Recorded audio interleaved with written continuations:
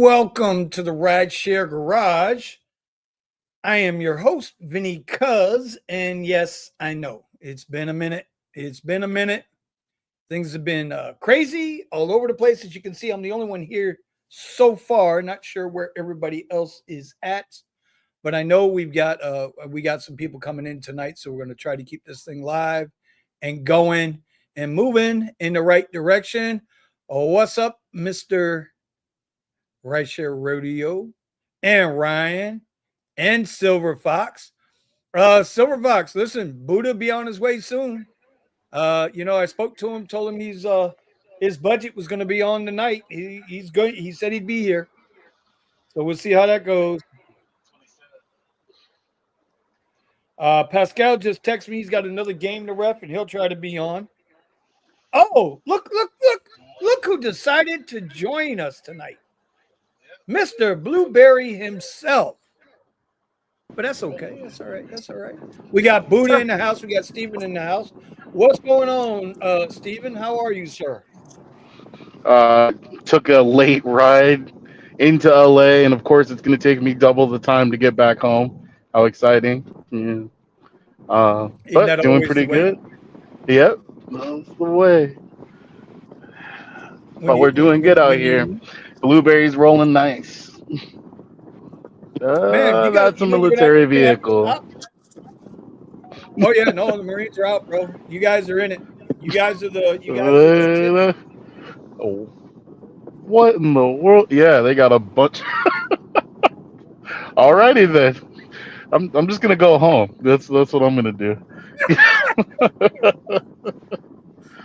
Steven, Mr. Gambit's saying be careful, the freeways are blocked. Yeah, So be the aware of yeah, that. what the 101? Yeah, the 101. The 405, I was okay. It was just just traffic. I don't think there was anybody blocking slash protesting or whatever. But I did see that other freeway completely jacked up. Um, but fortunately, my dad was like, "Nah, just forget it. It's not worth it. Stay home." I have a mod wrench here, but not in Vinny's. I'll hang here where I am respected. The hell are you talking about? Oh, You got a mod wrench. He's not even showing up on my in the chat. oh, So probably because he's coming through my. Maybe he went through my channel. I have yeah. to So I don't want when to I hear actually nothing about stop. him not having a mod. I don't want to hear nothing about him Look. not having a mod wrench over here, buddy. Okay, Steve, over here, All right. buddy. Here's your Uh, wrench. Here's your mod wrench.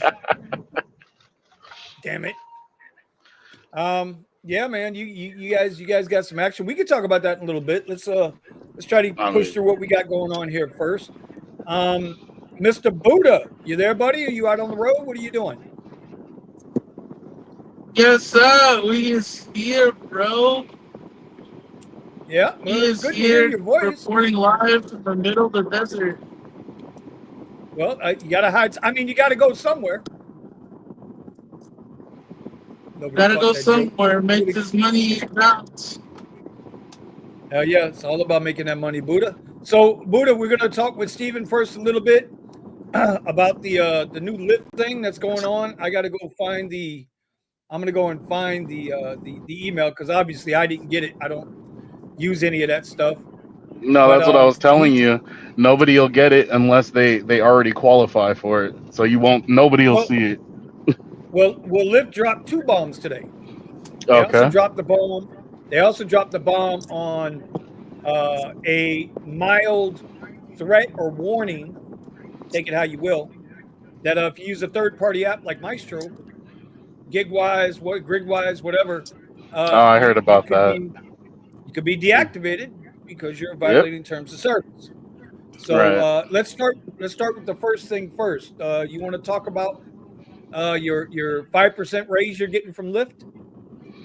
Right. So it looks like certain areas, certain counties will be getting a 5% increase in pay if they are using, they have their vehicle registered commercially and they have their own commercial insurance.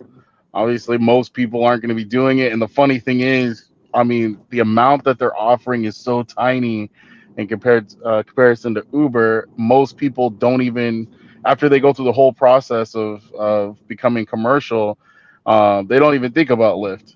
It's just not worth the hassle. None of their pay, either whether it's for the black rides, the black SUV, um, or even here now with basic rides and getting this bonus pay. It's not worth it. So um, they're not registering for this thing. But Lyft is trying to do something to answer to the fact that Uber is providing extra payment for commercial accounts. So so Silver Fox is saying 10% in LA. So yep, 100%.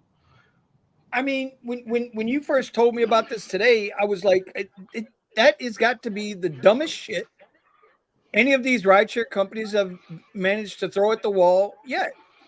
And that's saying a lot because they've done some dumb shit. I mean, it's a mixed bag. It depends which. I mean, looking at this compared to Uber, I mean, Uber can be extremely advantageous for people, but Lyft, this is I mean, 10%. What do you get? Only black drivers are really going to see much of a difference on their rides at 10%. And on top of And it, it's on the base fare. It's not, so it doesn't count any of your other little bonuses.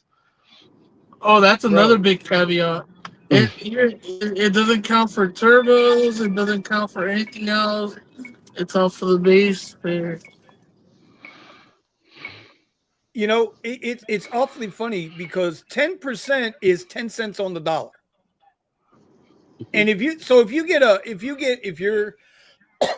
you're running a Lyft basic ride and you got commercial insurance, and now on that five, and they give you a $5 ride, right? You get a $5 ride. Lyft's charging $12 to $15. They're taking $5 of that $12 to $15 for commercial insurance, but they're only going to give you 50 cents out of that $5 that they're taking for commercial insurance. Like, I don't know. Am I wrong? Is my math messed up here? Yeah, I mean, and I mean, no, to me, it sounds absolutely ridiculous. Why would you even consider going to get your own commercial insurance for a 10% increase in pay? You couldn't, Bro, how much driving would you have to do to even, I can't imagine you ever being able to make up the difference. I mean, just looking at my own commercial insurance, that's liability for my vehicle. You're talking, mine's 8 to 9 thousand for the year. How does that help with anything? I'm not seeing an advantage there. you It's know a what? it's a big it's a big fuck you. That's what it is. What was that, Buddha? We didn't hear that before we get banned off YouTube. What was that? It's a big middle finger to every livery driver that wants to better themselves to pivot into the right share game that's a little bit more than just X and comfort and XL, you know what I'm saying? And then they see that bullshit from Lyft and it's like why even that's just goes to show you why even bother with Lyft sometimes, you know? I mean, I get it, get your money and shit, but fuck that. It's such an insult that it's an insult. It's just a straight ass insult. And it's somebody who doesn't drive, who doesn't have to worry about Eric, uh Eric is right. Look at what Eric wrote. okay, let me get down there. By the way, shout out Rideshare Rodeo. He just gave out or gifted 5 Vinny Cuz. I still got memberships. Oh boy, here come the Cuz talks. The Cuz talks will be making a return. Bear Claw's pathetic. Drive by hello. Mr. Hello. Gambit. Yep, they started violating every driver with them. Bro, we're gonna get into that too tonight. The Lyft is just, dude. Lyft is not a serious company. I'm just gonna say that right now, up front. Lyft is not a serious company, but we'll get They're the into that. flea market of rideshare, bro. If Eric that. says -5% plus 5% equal. I'm trying to tell you, they That's see, exactly what it is. and that's the biggest thing, Stephen Buddha. That's the biggest Anybody thing. else noticing lower fares on Lyft? Because I am. What did I post it on, bro? Have you seen the post I did on X? hundred Nah. and twenty-two dollars in February, and 30 something dollars now. That's a I just had a 60% fucking cut, bro. I That's just had a that's a, hour-long ride, $17. Like, no. They stopped the long paying fare. The out of the way fare, you know that little thing that they had? The out of the Yeah. way pay? Yeah, They took that shit off. They even mentioned that they're gonna take it off, and they took it off. that's sad. bro. It's They're disgraceful. not a serious It's like, company, oh, so bro. you don't want anybody to go to take the rides? Okay, just tell us. Just say that. I Lynn. had today. I've been trying to get Lynn on. Oh, by the way, Steve, Rideshare Rodeo. Notice Lynn has a. She has Oh a God. wrench. Don't take So don't Lynn take just that line wasn't. down, Lynn, Steve. wait. Lynn just sat up here. Oh, thank you, Steve. Vinny never gave me shit. You see that? But she has a wrench. You see what I'm saying? I tell you, boy, people forget them little things. The entitled ass Lyft drivers. I don't want to hear it. Oh my god. Very entitled. Very entitled. We have a thing on our soundboard that has David Richards saying, "Hey earners, we have a new way to earn. It's get a real fucking job." Josh, Well, now, who is gonna be on the panel? Bro, you Who's don't know Lynn who talking? Josh is, bro? Josh is the homie, bro. Straight homie. Nope, don't know. He's let's a see. maximal homie. So, so Mm. I've told Lynn anytime she wants to come on the panel, she is more than welcome to come Oh, on the she's asking panel. about Josh coming on the panel. Okay, hold on. Now Josh is giving me shit. You know what? Today's gonna be a night of wrenches. Okay. Here, hold on. Oh, this Here we go. Josh. Okay. Shout out to SM Driver and the Phantom. What did he have? The All Titan or right, whatever. there he is. There's one. There's one wrench. Okay, y'all want these damn wrenches, and we're gonna have a panel full of blue wrenches. Okay, who else wants a wrench? Buddha, you got a wrench, don't you, Buddha? Yeah. I know Yeah. Steven's got a wrench. Yep, gotta have a Okay, so now, wrench. all right, so Josh and Steve are now added to my wrenches. I'm a big deal because I got Um, a wrench. Yeah. San Francisco driver, my guy out there. To my surprise, Lyft has been giving me higher fares compared to Uber recently. Bro, you are Where's Monk at? the rarity. Huh? I'm like, where's I our boy was Monk at? He can testify to that too. He's the R1S driver that we told you about. okay. Well, he's got to come on the show if we want to talk about it. So, okay, so we know what's going on with Lyft there, but now we got to go to this other part, right? So I'm going to share my screen here because it's off Twitter. So, this is Sergio's thing. Let's see if this will show up. Now I know it's kind of tight there and small there, with the way I like them. But listen, I'm gonna read it to you. Okay. Oh Damn. God. Certain Lyft drivers y'all see what I did there, right? Y'all see what I did there, Yeah. right? Y'all see what I Yeah. did Yep. there, right? Saw that. Yep. Yep. At Lyft, customer obsession is our top priority. We have identified unusual behavior associated with your driver account. It looks like you may be using unauthorized third-party apps on the Lyft platform. Third-party tools are not secure and not allowed. Sharing your Lyft credentials. Now, when they said Lyft credentials, I mean, I did that for a while. Who did I have to share my Lyft credentials with? What the hell was the name of that app? You got me turned on to, Steven, the reservation Aura. app. The Sketty. Aura. Sketty. Mm. Right? I did have to do that. Mhm. So I did that. Using unauthorized third-party applications is not permitted by Lyft's terms of service. And then it just goes on to say your account may be at a risk of deactivation. Now, I don't know how y'all feel about it. It doesn't go on to name any specific apps. It just says unauthorized third-party apps. So I guess the question Right. is: are there any third-party apps that are approved? Gridwise, Right. Solo, um, Maestro that Those use are approved. those. Huh?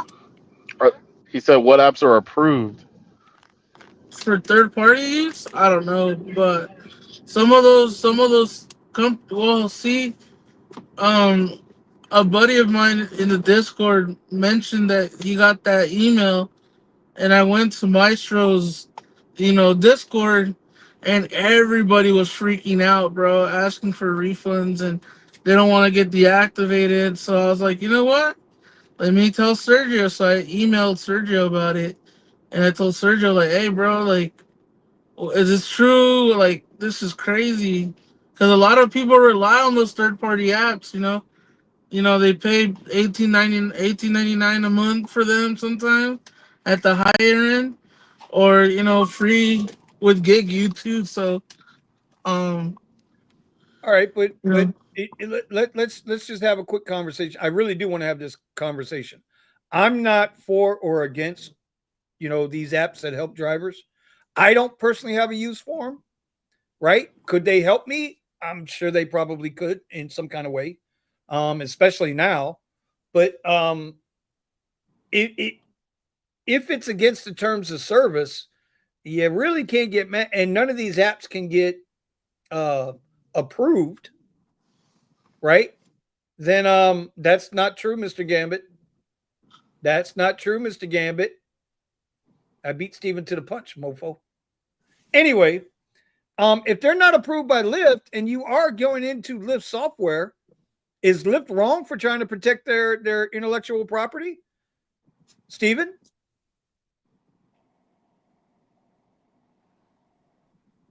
Okay, what happened to Steven? He's silent. He went silent. He's Yeah, I muted. mean, it comes back to the I'm not trying to fix rideshare. So I mean, hey, if they're gonna do it, they're gonna make their moves the way they make their moves. Um, to me, this comes back to them changing the way that reservations work in the first place, right? Uh, I think it's a disadvantage to those people that are trying to find the most efficient way to utilize the apps. I think it's purposefully uh, making it difficult for drivers. I mean, I guess that's the only way I could really express it. But that's their job. Now I'm playing devil's advocate. Y'all don't come for me with no pitchforks, motherfuckers. Don't come at Get me. them, get I'm them, telling you, get don't come them. at me. I ain't in the mood. I done had my dinner. I'll go to sleep on you. Don't come at me. But if they're protecting their intellectual property, um, I I guess maybe Is it I could see protection, why. or is it just manipulated? do they I think even it's have both. intellectual What property are anyways what after they what copied I'm saying Uber's format? when I say are they protecting it? What exact their intellectual property? What are they losing as far as their programming and everything like that? What are they losing from people being able to use APIs? They're losing control of their app the way they designed it or intended it to work. By screwing the driver Well, and the listen, I'm not saying passenger. they ain't doing that. I'm not saying they ain't doing that. I didn't. Don't get it twisted, y'all. Don't come at me. Don't come at me. I'm just saying. Maybe that's what it is. Look, we know what it is, y'all. Quit. Y'all don't get mad at me. Y'all know what it is. They don't want you, me, or anybody else to be able to game the system in a positive. They don't want us to have the 51.5% advantage. They want to maintain the 51.5% advantage. You get the casino reference. The casino always wins because they have that 1.5% advantage. By the way, Steve, I sent you an invite because he's telling me I'm absolutely, what is it? Actually, Vinny, yes, they are in the wrong. Independent contractors must be free and clear of the hiring entity and the tools they use to perform the work. Um, Yes. I want to think about that for a second.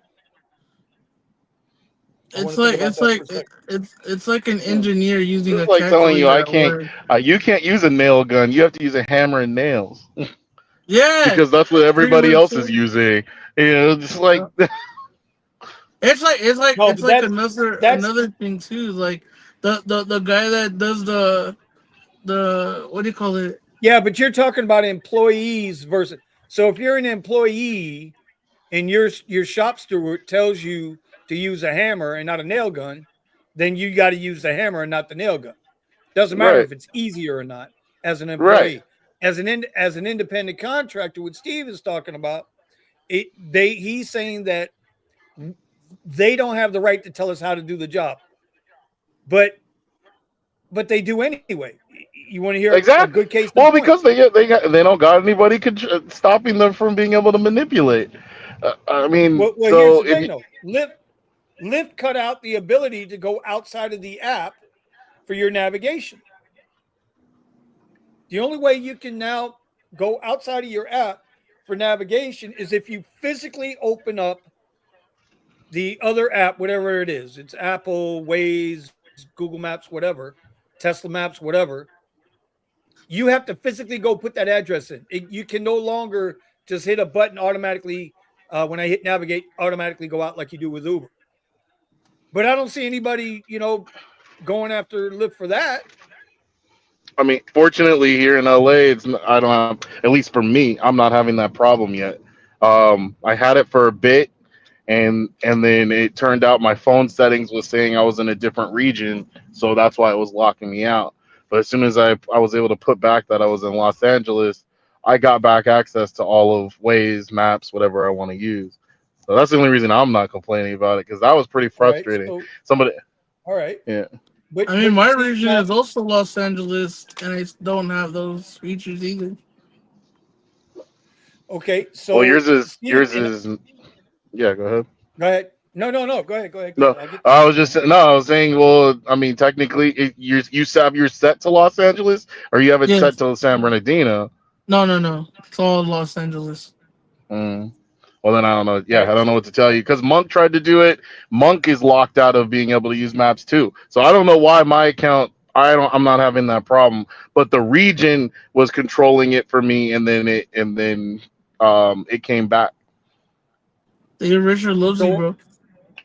on Lyft, I it forces me to stay on their app unless I want to physically go through the process of taking the map, taking the address destination, and putting it into a third party app where we used not to have to do that. Now I didn't see anybody make no big stink about that. So now what's the difference of say using a Maximo and using a Google Maps? Can you take the ride and put it into Maximo and say, Maximo, is this a good ride? Isn't that the same thing? It's just a tool that I don't. improves your efficiency. Now, but we understand that the API has access to more data than what we visually receive through the original app. And and Oh, obviously that's what they want to stop us from getting access to. all right. So they can't tell us which map to use, which route to take. They damn sure try. This is why they are Yep. being pushed in many states to choose to follow IC law or make drivers employees. Watching 2026. It's going to be interesting because I tell you what, it, Lyft and Uber, DoorDash, they are if for nothing else, they are the very best at doing one thing. They are the very Lobbying. best of shooting first and asking questions later. Ah. Mhm. And what I mean by that is they will Yep. deactivate your ass on a whim and then make you jump through 19,000 hoops and ain't nobody in the office is giving a shit whether you email them or not about getting back on the app. That's all Hmm. I'm not an advocate for or against third party apps. Y'all do what you got to do, man. I ain't got no problem with that. If it makes you money, amen. But for me, I've never used them. That's why I'm playing the advocate here. This is why I'm asking. So okay. The last thing I want to get on Lyft is well, we can get into that later. Buddha. Yep. Hey Buddha, you got some budget shit to Yeah. talk about, don't you? You got put on the square. Now I don't know where Sergio is, but you're gonna have proof that you handled your business with this budget. Well, yeah. Uh Yeah, Gridwise is a I wrote it miles and down. earnings tracking, which is funny. Okay, so let's hear about it, bro. Let's hear about it. Well, let me go back to my notes here. So for those that don't know, the last time we were on the show, Sergio laid into Buddha, both on and off the air, and Uncle Richie laid into Buddha off the air. I thought it was a little rough, but you know what? Tough love is tough love sometimes. And but Buddha was challenged to come up with a weekly budget. And I think a lot of drivers need to do this. And when we get done with Buddha, then we're gonna go back to Steven real quick, and then I got a bomb to drop too. So let's go ahead, Buddha. The floor is yours, homie. Well, for that week that we did it on was from the 26th to the 31st uh, of May. Yeah, of May. And then this is the stats for that month. The monthly income that I made was $2,997.91, and my monthly spending for that month was $2,394.09, and then for that week income or whatever, you know, it wasn't my strongest week, but every single day I try to work on it and not be lazy. Right. And then for that week, I made $669.33 for like a little bit of hours because I had to do a lot of stuff on certain days. Um, Right. you know that my thing is the spending aspect of stuff is like what they say, you're spending more than what you can have, and that's really bad. Yeah. Yeah. And I don't think of it as much because money goes in, I spend it, and I never see the negative because it's always I'm working every day, so money goes in there every day, right? Um, it's just that the more you look actually into the nitty gritty of stuff on the apps and calculating it out, see if it matches what you have on your bank account, right? Because sometimes you get a number, but you don't add the fees that it costs to transfer money or etc. to your bank account every day. And I do got a spending problem in the wrong places. I mean, a lot, like not even in the food department is not like one of the bigger ones. It was just me spending money on stupid shit. And thankfully I told myself, I went back and run the numbers of how much I was spending, and I was like, you Hmm. know what? If I don't stop it here, bro, I'm gonna go bad, dude. To the point where I'm not gonna lie, I couldn't even I don't even know how I was gonna pay for my car of how that addiction got to me, of spending money on stupid shit. And then eventually I stopped it, cut it out of my life, whatever that was. And that same week, and it felt weird, dude, to have a lot of money in my bank now instead of spending it. And I actually made my car payment on time and paid all my bills on time. So Hmm. don't let an addiction get to you, man. Whatever it is, addiction kills your profits. That's for sure. It, spanking lootly. So So are all you you saying do is just that kind of there's a benefit, yeah, to doing a budget? Is that what are you saying that it's a good thing? Yeah, it's a good thing because the more you look into your bank, the more you feel like, you know what, I'm gonna have to follow, the 70/30/20, whatever that rule is. I hmm. found that out doing research of how to budget myself. One of those 70/30/20, spend 70% on your like your non-negotiables like your rent, car payment, insurance, whatever, and it can be whatever you make. Can like 70% has to go to that, 20% could go into like other shit, and then whatever. And Right. if you let it go out of control, bro, I even talked down with my dad, and he's gonna start a budget as well too, and cause once money comes in, money goes out, you don't know where it goes, you don't know how it benefited you sometimes, and like me, I canceled 20 subscriptions in the past month, in the well since that that 20, that, that 20 subscriptions. 20 subscriptions. Um, Holy shit, Buddha. yeah, dude, and that was just like $10 here, $15 there, $10 here. Eventually, you add it The all up, bro, and it's definition like, of nickel and diamond. I was like, when you always get that pesky like 9.99 charge on your account that says Apple, you're like, fuck, what the fuck can it be or whatever, And Right, right, right, right. I got this app called Rocket Money, and I canceled all of them through them, and that was it. Done. No more, bro. It's so refreshing that my account doesn't get hit every single fucking week or every other week, every other day with 20 subscriptions that equaled out to let me see right here, Hmm. Holy $782.22. shit. That's what you were paying a month in subscriptions? Apparently, yeah.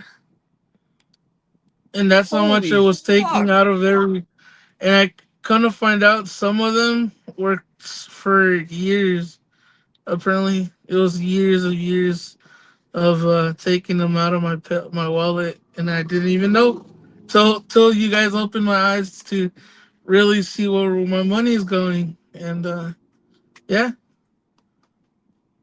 It's a big deal when you start tracking that bread, man. It's a big deal. And when you're young, sometimes you don't realize it. You know what I'm saying? You just don't realize that, because you're outside of you call them non-negotiables. I call them your fixed costs, your rent, your car payment, car insurance, whatever. The shit that don't change. That's every yeah, month, yeah, right? That's your fixed cost, right? exactly. And then it's like, okay, I know I got my, $500 car payment we got to get done, and I got to put 300 for insurance. But after that, it's like, oh, I got that covered. All right, let me go on down the street here. Let me go hit the sneaker shop, or maybe I want to get a new yoke for my car, or whatever the deal is, man. Maybe whatever it is. Maybe Yeah. Steven will order 12 porn movies off his cable instead of 10. You just don't know. You see that look on his face? You know he's guilty, bro. You know he's guilty. Oh, I've got a whole nah, wife. I'm I'm man. good. joking. I'm good. I've I'm got a whole joking, wife. Steven. I'm joking. I'm joking. Yeah, But all man. right, It's, so it's no joke. so It's so not. you It's not found joke. $700+ in the first month just in subscriptions. Yes, sir. Damn, bro. Do you Not. realize that's most people's car payment? That's damn near my car payment, bro. You know, uh, Yeah, in certain cities, that's somebody's rent, bro. yeah, yeah, Sometimes, and hundred that was just percent. me. That was just me fucking off $700 every month for no reason. Yeah. And Um, especially if you're not using them. Okay. So what about and this is the one that Uncle Richie always gets on me about. And I did it one day last week, and this week I haven't. Well, I was out all day Tuesday, but I didn't do it. Instead of stopping and picking up something to drink every couple hours or whatever, just pack a cooler. Just pack a cooler. So I Yep, I'm get a a bottle big of water and fan. my Have a couple of my 3 4 sandwiches. little. Because the Yeah, pack a problem is cooler. when you're hungry, when you're hungry, you make bad decisions. But if you prepare, man, mm, what is it? An ounce, what's it called? An ounce of prevention is better than a pound of cure. Oh You yeah. pack Oh yourself oh, a yeah. couple of jeez. sandwiches and have a little drink. some cold water, it's a lot harder to be like, oh man, I gotta have that sandwich. I gotta have those fries. I gotta have a drink. Go buy a soda. That's not what's your name told me? Jess. If you guys don't know Jess, right? Jess from the Yeah. Rideshare radio Discord. She told me she said something crazy, bro, and then it hit me. It hit me like a truck. Don't eat. What she say? Something like, "Don't eat for entertainment" or something like that, or like, just because you're bored, you eat. Don't Oh or well, something yeah. like that. Some people do that. Yeah, some Like people do that. I They do eat that when they get too. You bored. They know, eat. I do that shit. You know, like So let's see. Scott says I just canceled my 7-Eleven membership. They gave fuck me off, half off Scott. on old pizza. You know what? God damn it, Scott. God damn it. Fuck off, Lynn Scott. says. I'm flipping you off virtually. Lynn says when's Buddha's financial channel? Well, I mean Buddha Don't should ever have a follow video about that. this. Don't ever follow that. Bro.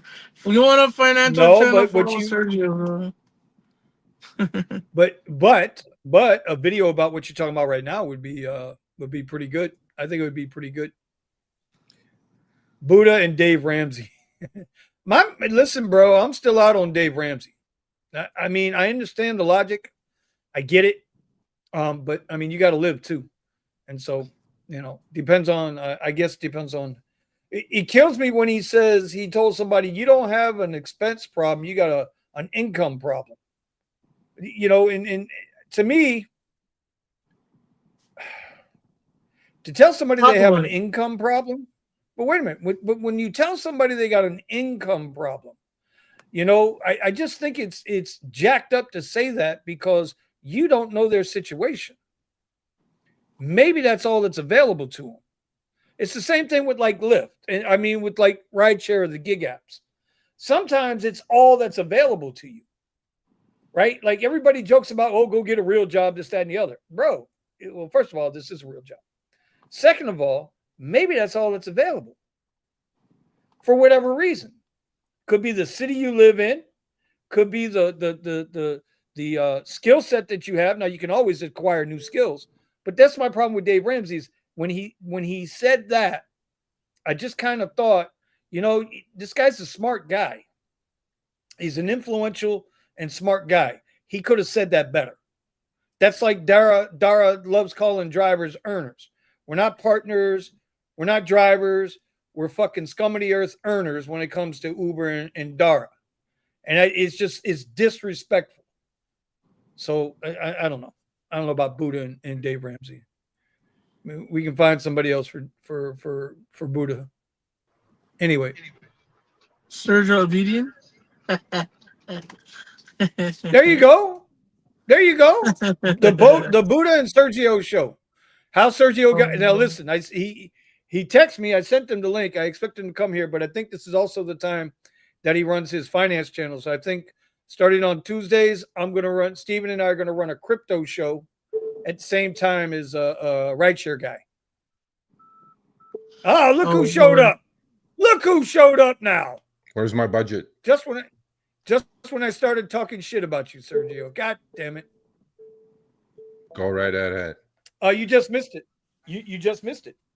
Okay. You want to recap, Buddha? You want to tell him the? Yeah, that's what I'm saying. Go ahead. Where's Buddha. my budget, Buddha? I have it right here. Okay. Well, as I said, I made $2,997.91 for this month. Well, no, not this month. Last month, right? And then the spending, I spent $2,394.09. Okay. And then for that week, I made a total that we're supposed to be on. I made $669.33. That's because I took 2-3 days off to plan something for something for a party. Okay. Yeah, that's about it. Okay. figured say? out I figured out a bunch of stuff where I was telling everybody that I found out that I had 700 something dollars in subscriptions that I just deleted out of my account, and no more charging me 10, 15 there, 10 there, 25 there, you know. So Okay. one of them was for 69.99 subscription every month, and I don't even know what it was for. Okay. Um. And Ooh. Okay. So $3,000. Did you say a month or a week? Week. Month. month, yeah. Okay. Usually you do better, right? Yeah, I do better. It's just that, I just pay my bills and then I fuck off. Okay. Does that include all your living expenses as well? Yeah, Okay. yeah. Okay. So what did you do with that 600 and some dollars that you had left over? Just saved it. I'm not Okay. spending it. Did you invest? Uh, I've got that AT&T that Richie was telling me about. I put Yeah. I put $100 into that and 20 Okay. bucks into Okay, there you Bitcoin. go. Little But dividend stock. Nothing wrong with that. How old are you? yeah, and then I got some SoFi too. How old are you? 27. Okay. Forget about dividend bullshit. Oh God, here we go. Here we Yeah. go. Without Go being ahead, financial Sergio. or trading advice. Not Hold on, hold NFA. on. Wait, stop. Let me change it. Okay, go ahead. I had to change the banner. Okay. NFA, not financial advice. You're 27. You need to be in very aggressive, if not equities, individual equities. That's very difficult to keep track of Yeah, unless you want to learn, which I highly recommend you do. You read, you learn, you educate yourself. As much as yeah. you come halfway close to as much as you know about rideshare to investing, then I think and it'll take some time with patience because you didn't become a great rideshare driver without patience. Yeah, It will ha- exactly. it will have its ups and downs, but there's something called DCA, dollar cost average. So find Yeah, yourself either you have a brokerage account, I'm sure, Robinhood or whatever, yeah, and you find yourself a couple of very aggressive growth mutual funds. And by the way, they will all perform what the market's going to do anyway. They can hardly beat the market. So my suggestion is put DCA into SPX, which is S&P 500, or DCA into Triple Q, or preferably both, yeah, and DCA also into IWM, which is the Russell 2000. So you have it the whole thing covered. These are the yeah, symbols. These are the symbols. You can buy those with no cost. They're very low cost. yeah. And out of that $600 Sergio, can you that you have left over, I would highly Ser, say $100 on each one every month. Okay, And then now, if Sergio, you have a banger just month, then put 200 each month. okay. And and then have a few hundred left. And every, like, let's say the first of the month, automatically, just don't even think what the price is. Don't even look at it. Don't look Just at your buy it, yeah. statements. Don't look at your statements. Don't be Mhm. involved. Don't listen to the news. Don't just not cancellation, noise cancellation. Yeah. And by the time you're an older man, you will thank me for it. So that's what I do. Sergio, real For quick. sure. Sergio, real quick for everybody that's viewing, they might not know what an ETF or SPX, triple Qs, and Oh, IM, okay. all that is. Because Yeah. you could just give a really simple definition for everybody that's watching. Okay. Yep. I agree. I apologies. So I speak in acronyms because I think the other side knows what I'm saying, which is my fault. So DCA stands for dollar cost averaging, meaning you at the same time of each month, you are buying the same underlying either equity, meaning stock, or ETF. ETF stands for exchange traded funds, They're massive. It's part of something called passive investing. There is active investing and there is passive investing. Active investing is actively trading stocks, like what I do, but I also have an investment account that is long-term, which I try to stay for or expose myself to long-term capital gains tax structure as opposed to short-term capital gain, because trading is fun. Trading could make you a lot of money, lose a lot of money, but you're taxed at your ordinary income rates, which is, in my case, in California, is probably 45 to 50%. So trading is fun. You can make a lot more or a lot less or lose a lot. But investing is something completely different. So what I would recommend to you, Buddha, is have two separate accounts. One investment account that you dollar cost average first of the month, $100 into 3 ETFs. ETFs are exchange traded funds. So S&P 500 is the 500 largest capitalization companies in the United States. So you invest in that. The symbol for that is SPY, the ticker symbol. So whatever it is, so you're doing $100 a month, not 100 shares. So this month, let's say SPY is $500 a share. You're going to buy 2 shares. And you're going to also reinvest your dividends, because it does kick out a 2-3% dividend also. So these are all easy setups on your Robinhood or Schwab or whatever brokerage platform you're using. And then you're going to do $100 in QQQ. QQQ stands for NASDAQ 100. NASDAQ 100 is the 100 top IT high-tech companies in the United States, which includes obviously the Magnificent Seven, which is Apple and Google and Amazon and all these wonderful, NVIDIA, all these companies. So you put $100 in there every month. And then the last one is something called IWM. It is the ticker symbol for Russell 2000. Those are more small there's 2,000 companies that make up that index, and you buy $100 worth of that at whatever price. The reason it's called dollar cost averaging is because if it goes down, like we had a swoon 6 weeks ago, if you had bought it then, you would have bought it at a lower price. This month, you would have bought it at a higher price because we rallied. Next month, you may buy it at a lower price. It does not matter. Over long periods of time, passive investing and DCAing beats active trading. It beats its pants off. Now, there's people who trade actively and who are very successful at it.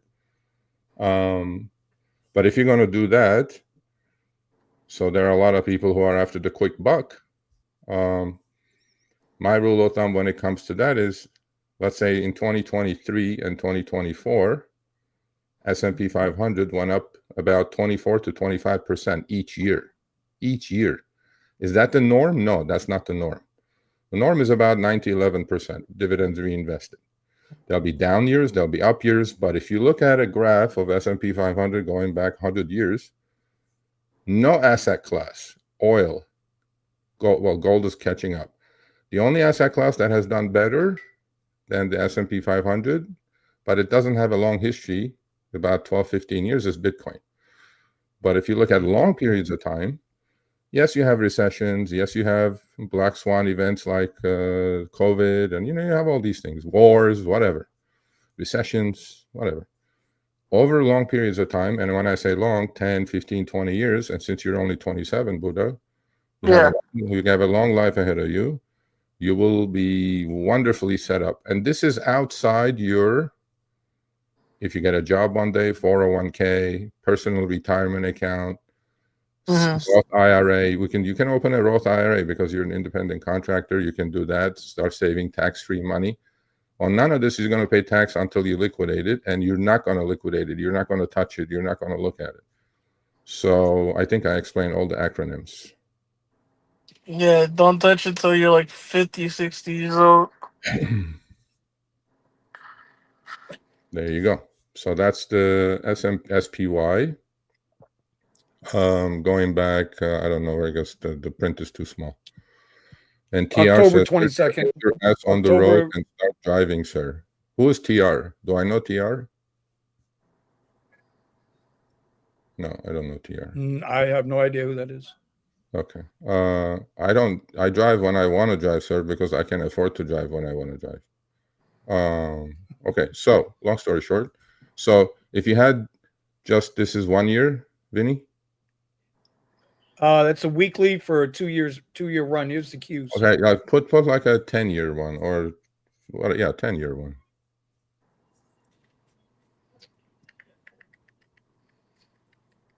Michael said, Buddha, your baseline expenses are likely around 2,000, so you'll need to be much higher if you want to create a nest fund. Give me a minute, Sergio. I'll get it up there for you. Yeah. Let's see. So what are we in now? 25. So there's 2015 at the edge. It's close enough. Here's Okay. So here's 2015 at the edge. okay, perfect. Okay. So look at this, Buddha. You can see that, right? Yeah, I can see it. Okay, so the next 10 years, the picture is not going to be that much different. Yes, you will have these foot swoons and whatevers, but over long periods of time, the market does extremely well. And so I have one of my mentors had said something to me initially. He said, Sergio,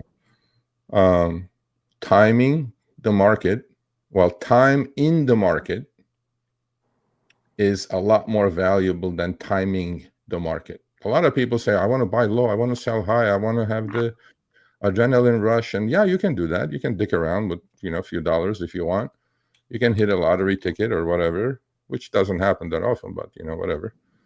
But over long periods of time, you should create generational wealth for yourself by investing, not trading. And if you are trading, your rule of thumb should be, if the S&P 500 did 25% this year, you better be doubling that or tripling that, or you're wasting your time, because your tax rates are going to be higher. And obviously there's downside risk, a lot higher downside risk. So if you're going to trade, you can trade. But in order to trade, you need a lot of education, a lot of tools, and a lot of patience. A lot of patience, and you're against guys like me, and I'm against guys like them. So to me is like, I'm looking to eat somebody's lunch before their breakfast, and some big guy is looking to eat my lunch before my breakfast. But yes, sir. Over long periods of time, you gain experience, and then but DCAing is no brainer. First of the month, $100, $100. Next month again, $100, $100. If you have money left over, do the same thing, maybe to a lesser degree, maybe with $50, to a lesser degree with Bitcoin.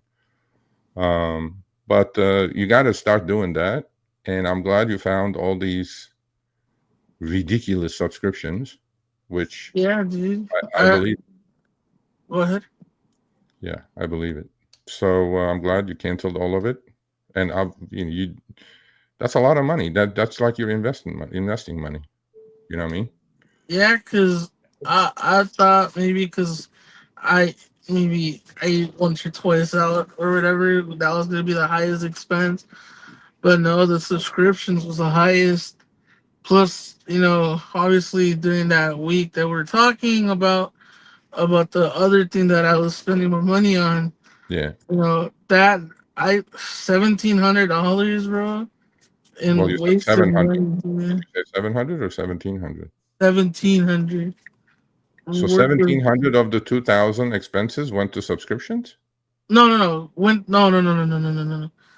Oh. It went to that stupid thing I was talking to you about. Oh.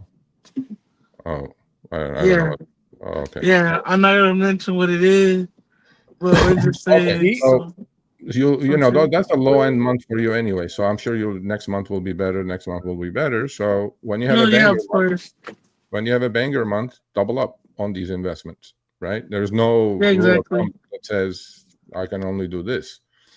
But always have, outside that, also start creating yourself a rainy day fund, right? That's like you put it in liquid assets. You don't want to be forced liquidated. So you want to put it in some money market, like Robinhood has a 4% APR going now. You can collect that. but that's ready cash that you can spend if you have an emergency or if you have something that goes wrong with the car or whatever. So Yeah, I've been told that start, at least 6 months of a rainy day fund, yeah. working Now that towards it look would up, be now that nice. you have figured out a budget on your expenditures, now start figuring out a budget on investing, right? So Yeah, of um, course. just for the subscriptions alone, you can take half that money and start investing immediately, right? So Yeah. and don't be short-term oriented, right? Don't think, oh my God, this is not going anywhere. It's like watching paint dry. Don't worry about it. Come back to me. I won't be alive probably in 20 years, but you come back to me and talk to me, in 10 years, 15, 20 years, you'll be like, Serge, man, that's the best thing I could have done for myself. And, Yes, sir. look, you're gonna have a family one day. You want some money, financial Yeah. independence, financial freedom. You're not going to live with your parents forever. So all these things you need to start thinking about. And you know what I mean? So Yeah, I got you, bro. Good, all good, right, cool. good looking out though. Good looking out for real.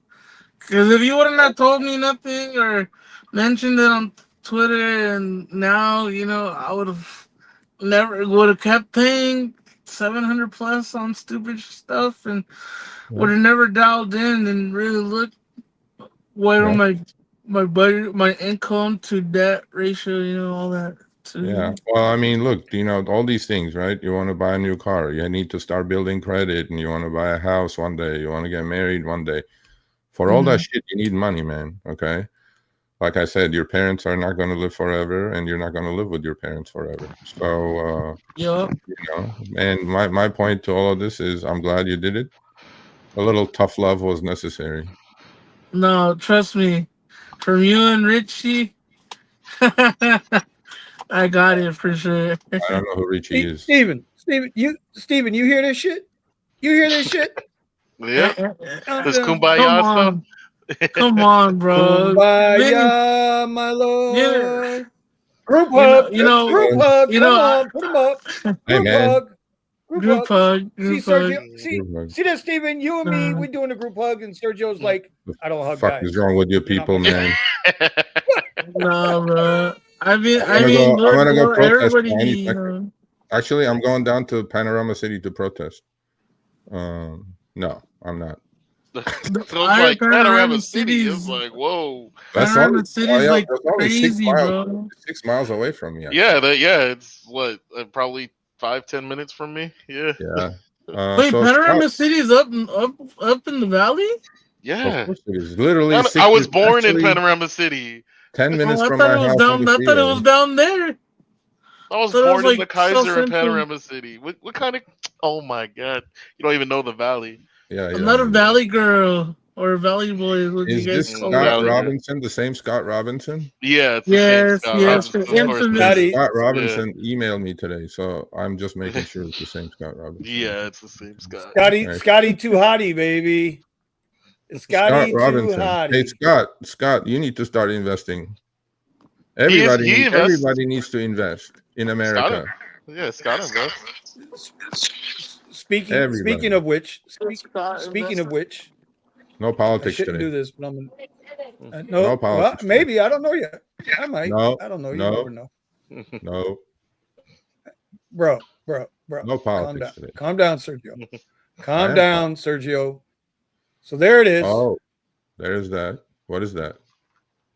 Mm. That's a Tesla. That's that is the newest edition. That is Cuz. Oh, you bought Everybody it? who knows me knows I name. Everybody who knows me knows I name my cars, and I'm naming this one Cuz. K-U-Z. Did you buy it? It's the perfect name. Did you buy it? It's done. Yep. How many times I got to say yep? I don't know. I'm asking. Right? Yes. His car looks like it has PPF, right, Franklin? Jeez. Nice. What year is it? It was rude. That's 2022. Okay. It's got 23,000 miles on it. Good. It is a performance, which is probably not the right car for a full-time 100-hour a week Uber driver, but for what I do, it'll be fine. No, for Yeah. you. If you're buying it cheap, it'll be fine. not that you should buy For what a I car got for it for, rideshare, but I'm just telling the people never buy not a car that you for should buy a rideshare. car for rideshare. But That's right. If you're buying a Tesla, either get the LFP battery or get the dual motor. You don't want the performance because the performance will eat away at your range. So far in the first, the first few days that I've had it, I've noticed about a 35 mile range difference so far. And I'm still in chill mode, but I mean the car, even in chill mode, man, the car does ride stronger. Is it silver? And that was the word I was trying to find, stronger. It is a silver It's metallic, more aggressive, I would say. black. Oh yeah, the car. Yeah. Did Steven you check almost if killed it- me in his. Mine's you sitting check- there collecting dust right now. Yeah, Steven almost killed me at Coachella in his stupid Panda. Did you check if this has a generation 3 or generation 4 hardware package? 3. Yeah. It's 3. No, it's a Gen 3 hardware. They do Okay. have the upgrade if I decide to go that route. That's too Sometime expensive, next week I'll Yeah. no, it's like $1,500. Yeah, you So I don't guess need it depends. I guess it depends on what you're trying to do. It all comes down to what you're trying to do. If you're going to be in the city with robo taxi, Yeah. then maybe you go for it. If you're not, then you really don't need it. Oh boy, here Yeah. goes Robotaxi. Well, that's the Nope, let's nope, double. nope. It's reality. It's something we have to deal with. So I don't know what Yeah. you. But I wanted to. Okay, so- I haven't done. I know somebody. Go ahead. $1 million question. Michael says, "How much for the Tesla?" This If- one if you before don't mind. taxes and everything. No, I don't mind. This one before Freaking taxes and everything God. was 29. That's 29K. pretty good. Pretty good deal. What is it? And the miles? 23K. Did you buy it from a private owner or where'd you buy it from? No. I went through a dealer. Okay. I went through Yeah. a dealer, and I, you know what? I'm going to shout out. Not that I normally do this, but I'm going to shout out the young man over at, if you're in South Florida market, Tangent. He's new, so he was nervous like a mofo because I got this car down. I roughly got it down $4,500 off the price. Nice.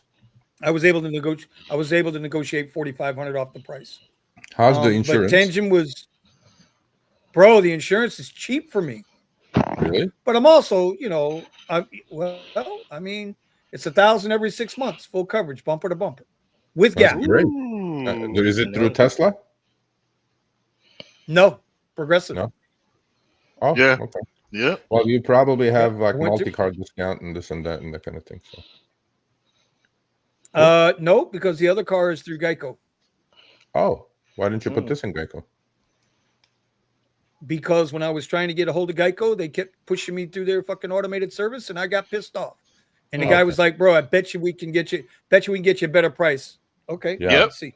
Yeah. See what people And don't when they do came, and they enough. came back with that price, What people bro, don't do it's a difference. Yeah, what people don't do enough is shop when it comes shop their insurance every year or two. For You sure. need to shop your insurance every year or two and see what you can get comparable to another company because they literally study this about drivers. They will stick to the same company for years and years and years once they've got you on lock. So Yeah. they get you on lock on the first year. If you keep them for 3 years, they assume they're going to keep you forever. Yeah. So they don't. Why offer you an incentive? My So you insurance should- stuff went up a little bit more because we bought an EV and we didn't buy a Tesla. Wait, you didn't tell me this. What'd you Which get? one did you get? Oh, I bought okay, well, so I mean it's not a Tesla, but That's fine. the deal was such that I was like, I honestly cannot go eat sushi for that.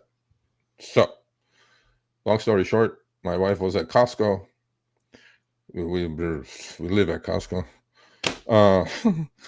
She was like walking by, and we have a dealership here called Rydell Chevy, and there was a representative there, and he goes, "Are you in the market for a car? Whatever." I wasn't even there, and she was like, "I may be, but we have already 3 cars." So I'm like, "It's enough," and all Kias, by the way, all gas.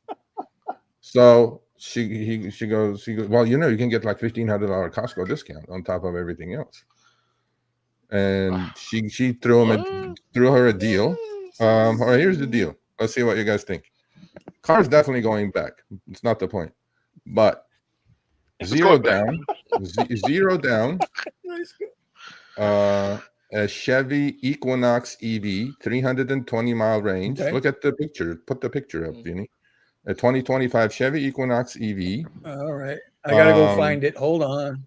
Yeah. And no down, 2 years, 2-year lease, 15,000 miles a year, including tax, $249 a month. Woo, god dang, that's cheap.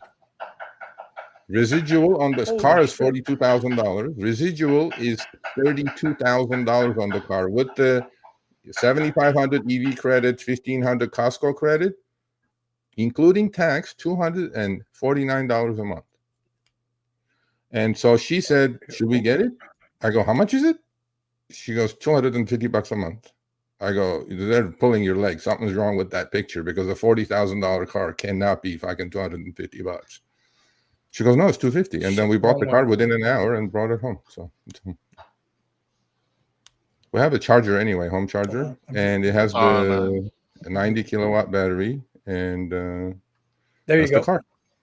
This is it. That's the one. You can't beat that price. That price is ridiculously good. And then the amount of money you're going to save on fuel, the amount of money you're going to save on fuel is just stupid. Yeah. Like, I don't think people truly understand. They don't understand the fuel, man. Oh. And all right, Melvin, who is a Chevy dealer. I got a Chevy Equinox. I got a Chevy Equinox EV lease. 1,800 for 2 years. There you go. See, well, he works at a Chevy dealership. Yeah. No, I mean, 250 for me. Oh, God, here's Scott. What's that? So black on black is the one we got. And this thing has pretty much everything you need in it. It has a beautiful screen inside, whatever. It's not a Tesla, obviously. However, for $250, honestly, the other night, embarrassing to say, we went out to sushi, the family, 4 of us. It was $240. And I was like, fuck this shit. And so I'm like, it's like fucking, yeah, there you go. At least it's not as bad as Nobu. Goodness. No, Nobu is, I wouldn't. He burned down now, so fuck Nobu. No, the other one. Oh, the one in Malibu burned down. I didn't know that. Okay, yeah. They need to go ahead and take all those damn Nobus out. It's like roomy. Wasted so much money. Anyway. Anyway, so there you go. That's the car. It is a nice looking car. I agree. It's a beautiful looking. Well, I won't say beautiful. It's a good looking car. It's a steal. You can probably do Uber Black with that car, just like the Kia. I'm not going to drive Uber. I'm not going to drive Uber with that car. What we're going to do is my son is about to get his license as well. So now we need 4 cars. My insurance is through the roof. Yeah, because how old is your son? Have him do like my dad did. He said, get your car and pay your own insurance. State Farm goes, oh, they're getting you on that insurance. Yeah, well, one 17-year-old driver, one 21-year-old driver. Mm-hmm. Yeah, listen, bro. I had them 2 years apart. Bang, bang, bang. I don't have no sympathy for you. I already have my home insurance. I ain't got no sympathy for you. It's not my fault. You waited till you wait. It's not my fault. You waited to be a senior citizen to have kids. That's all I'm going to say. If you'd had them young in the 90s, you'd have paid 2,000 insurance rates. I'm messing with you, Sergio. I'm messing with you, buddy. No, by the way, real quick, pause. This guy has all my insurances for the last 20 years. So I am going to start shopping. I'm going to fire his ass. He has my homeowner's insurance. He has my fire insurance. If you have a financial advisor, they should be telling you to shop rates. No, I'm going to go shop now. I'm going to go to Lemonade. I'm going to go to all these AI. Not financial advice, by the way. Just disclaimer. Yeah. No. You see at the bottom. All right, hold on, guys. I gotta take a pause for the cause. Y'all hit those buttons. We need the help.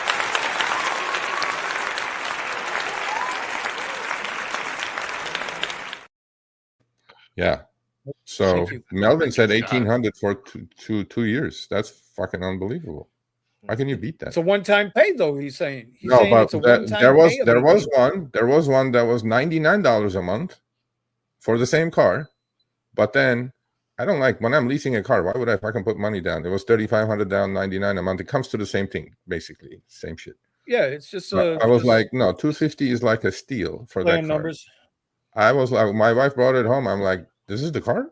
It won't even fit in the garage. I go, what the fuck? And it's a big car. It's not a small car. I love the car. It drives nice.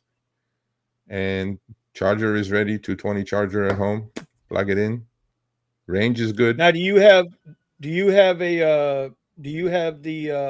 your insurance company or your electric company? Do they offer you a monthly deal, like an unlimited? Like here in Florida, no, Florida Power and Light, we have no. unlimited. It's $35 a month, Uh-huh. unlimited nights and weekends charging. No, we don't have that. But what we have is we have tiers in California. Tier 1, 2, 3, 4, 5, whatever the fuck it is. Yep. I figured the best time is like from 11 p.m. to like 5 a.m., 6 a.m. maybe the most, and that's what we charge. But they did pay for the installation of, because my wife had a couple of EVs before. That's why we have the charger at home, and they did pay for the installation, which was like $500 or some shit like that, whatever it was. And so yeah, So somebody earlier asked me. Somebody asked me where my videos have been. Apologies. I just been a lot of what I've been going through, and Steven's aware of this. A lot of decompression, a lot of decompression over the last couple of days. My wife has been an absolute champ, like the all-star, bro, the all-star without question. So we're going to get back on the videos here shortly. It'll all be coming through. We'll start doing our morning show. We're going to get everything right, because I got to tell you, what happened with your situation? So we're still waiting on the title. What happened with the other guy's situation? It's positive. I don't want to say too much unless he tells me to, but it's good.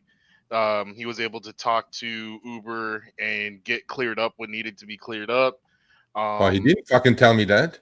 Yeah, well, it's not finished yet, so okay, but it's going in the right direction. It's going in the right direction. I'm glad. Who was that? I forgot. That was Silver Fox. Yeah, Silver Fox. You owe me lunch. Oh well, he didn't get in. He got in contact with Uber through the hub. He didn't go through. So your people never got back in contact with him. So, Uber. Okay. All right. He's handling it, but he found out the information I needed so that it'll streamline my process too. Okay, cool. Yeah, but basically, it's just unfortunately they advertised this whole thing, and they gave people no real tools to actually be able to use it, and only certain people got invites to the program. That's what happened. You've been Well, we'll see how it goes. Hopefully it'll work out. Oh yeah, it's not going to be a problem. We'll be able to get in. It's Okay. just that's how they did it. But now he's in the program. He already uploaded his docs. We're just waiting for him to get finalized, and he'll be good to go. But for me, for the people that are wondering where I am in my whole process with my commercial insurance and all that stuff, I am still waiting for my title so I can go into the DMV and switch to commercial registration. Once I have that, it'll take like roughly 3 to 5 days for me to get my Public Utilities Commission, my TCP number for my vehicle, which I guess I already have the number, but whatever. Okay. But to be fully registered, and then from there, I'll have to wait about a week for Uber to finish onboarding me. Okay, cool. Yep. Scott is Scott is always on one. Scott is on one every time. That's why I love him. He's always got jokes. He's got corny humor, man. It ain't personal. No. I mean, listen, I just think that, along the lines of the budget and everything like that, I don't buy it for rideshare, but if you can reduce your expenses with, I don't know how hard rates are getting hit out there on y'all side of the coast, but down here in South Florida, listen, I can no longer take Lyft as a serious company. Lyft is not a serious company. I don't give a shit. It's not a serious company. $12 an hour rate, $14 an hour rates. I must have turned down, because now with this car, I lose Uber Black. It wouldn't have mattered what color the car was. After March 31st, no more Model Ys for Lyft Black. Okay. Plus, it wouldn't matter what car it was. It was after March 31st, I was going to lose Lyft Black. And what happens is when I uploaded the documents for the new car, now instead of separating out, and it's funny how Lyft does this, when it was extra comfort and black, they were considered premier ride types. Now that I no longer have Lyft Black, now all of them are in the same group. I can't separate Lyft, shared, extra comfort, and green. It's all one ride type. Wow. Okay. So today I was like, okay, you know what? This is really slow today, like really slow. Let me turn on Lyft and let me see. Bro, I must have turned down 12, 13 ride trips. There, not one damn ride came up over $20 an hour. Not one. Wow. And I'm like, well, I can't take them. They're just not a serious company. If they have to operate on that much of a margin, or they think that little of their drivers and expenses or vehicles, whatever they're driving, I don't care if they bought $1,000 Prius. It doesn't matter. They still got to put away for maintenance and everything else that comes along with running a business. If they think that little of paying drivers, they're not a serious company. They're just not. So I have to say this Uber to contradict it. I see Uber with those rates. I've seen Uber with those lower rates before I saw Lyft drop down to those numbers. So but then again, different markets, understandable. Mm-hmm. But it's like at least here in LA, the higher rates are consistently on Lyft. Unless it's an event or something like that, and Uber is pumping out the money. But I will see $17, $16, $15 an hour rate rides on Uber all the time in comparison to getting I'll get those on Lyft, the $16, $17, but I'll get $30s and $40 hour rate on Lyft. Right. With Lyft Comfort, and I showed you, right? I showed you the receipts. I'm showing you my screenshots. Right.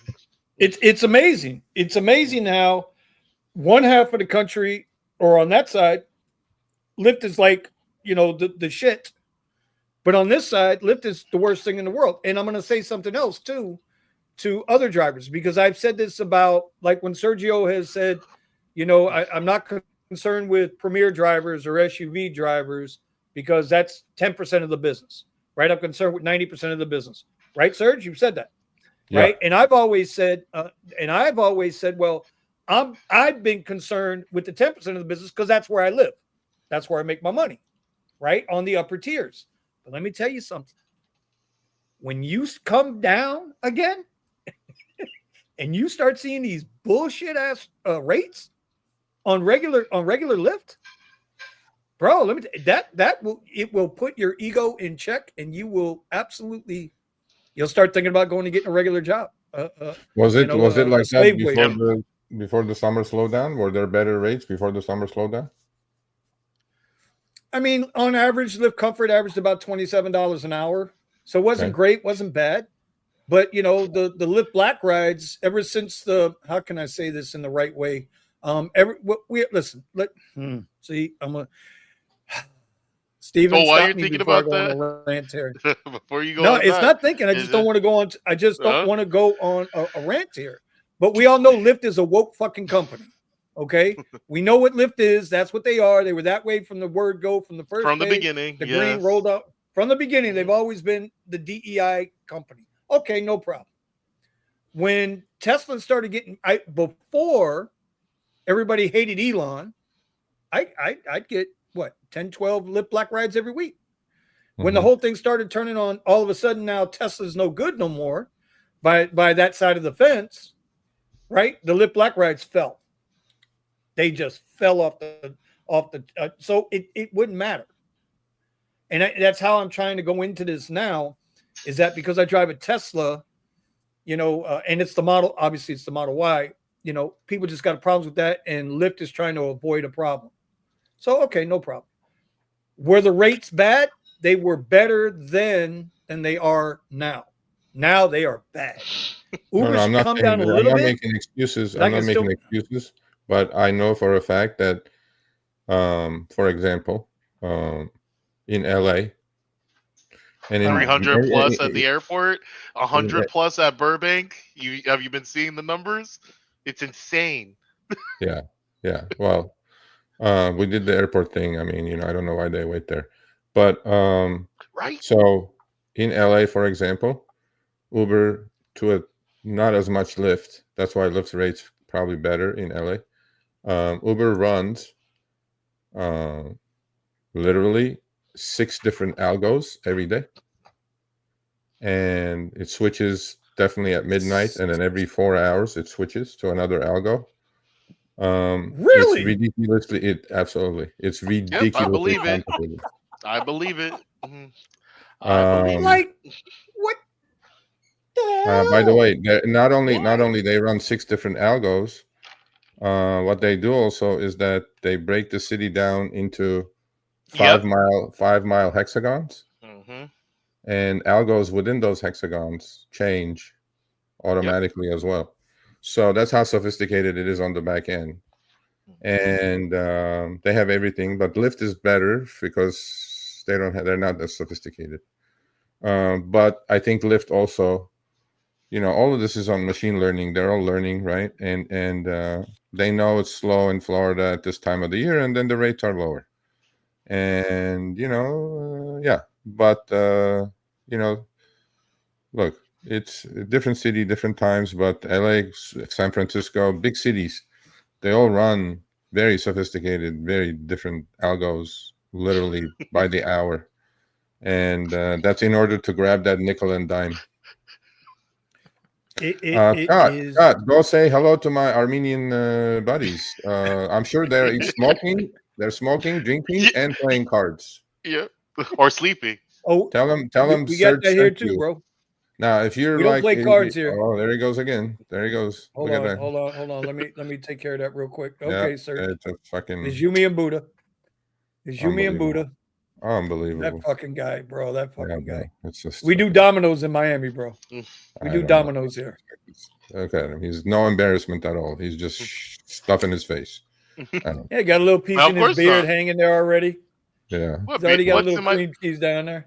There's nothing in I my watched Little beard. this flavor on Lay's. YouTube called Beer Meets Food. Let's see if he's Shrimp. gonna do it. Bro, that dude is awesome, isn't he? Yeah, the British dude. Beard Yeah, meets food. Yeah, beard meets food is from Leeds, England. you can't put that shit Let's down, see. bro. I don't know. Yeah. Franklin Yeah, says I can't. go say to my Armenian buddies, say Vontes Sergio sent me, he said to say hi. Either they will take you in or they will beat the shit out of you, one or the other. So, Did you hear about this Franklin. fabled Steve? Apparently, this fabled guy Steve helps the people get their stuff together with commercial and all that stuff. no, I haven't heard of that one. Mm. Yeah. Took a block Franklin ride Jones and they says- were telling me about him. Franklin Jones says I can't even make enough money to get me a lady of the night with Lyft rates. I just thought that was funny. I Okay. just thought that was Well, funny. I mean, depending on your lady of the night, sir. Accounting Tom, we need a Vinny rant. We are due for one. Yeah, members only now. Since Steve put up 5 members, I forgot I even had membership, bro. I gotta go. So there'll be a cuz talk coming. Yep, Absolutely, because be a cuz talk Lynn coming. says she expects special content. Yeah, Okay. I'm gonna give her special content. All right, but somebody asked also welcome. Somebody asked also welcome to Premiere. I've been a Premiere driver for 7 years, so I'm listen. I was before it was Premiere, it was Uber Lux. I was a Lux driver too. So, I've what done would you guys every- say? What would you guys say if Lyft brought Lux back? You know what? I'll take Sergio, it. it's so funny. Wait. So funny you mentioned that, bro. So funny you mentioned that. I got to do it. I got to do it. You would never guess what video is sitting on this camera right now. I don't know. I got about a 15-minute video going off on Lyft for getting rid of Lux and making the case for them to bring Lux back. It's on here right now. I just did this yesterday. And I said I was not gonna publish it. And so now he just brings it up. There it is. Go ahead, Sergio. I just asked a question. That's all I asked. Well, what Is does that, the is that chat supposed to be think? a hint? Is that a hint at something? I know nothing. Okay. Good enough. Listen, if they brought Lux back, it would probably be the best thing they could do and get rid of the Lyft Black. And I'm not I- saying that because I'm not on Lyft Black. I've been saying this about Lyft Black. See, Lyft he Black says, Michael has a says we don't need Lux back. Right there. Oh my God, freaking Scott! No, not Scott. Michael says it. I don't know. No. we don't need Lux Look back. what's Well, no, Michael doesn't because he just got his Of RS1 all course. hyped up on everybody. it's Everybody okay to on be selfish. everybody on Black. It's okay Yeah, to of be course they don't selfish. want Lux to be back. Yeah. But if the problem with Lyft Black is that it's not a true Lyft Black, it's not a true black car experience. Right? And It's yet, though, just not but a true the funny black thing car is, Vinny, experience.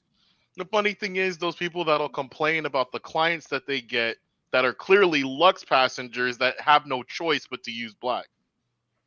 Well, yeah.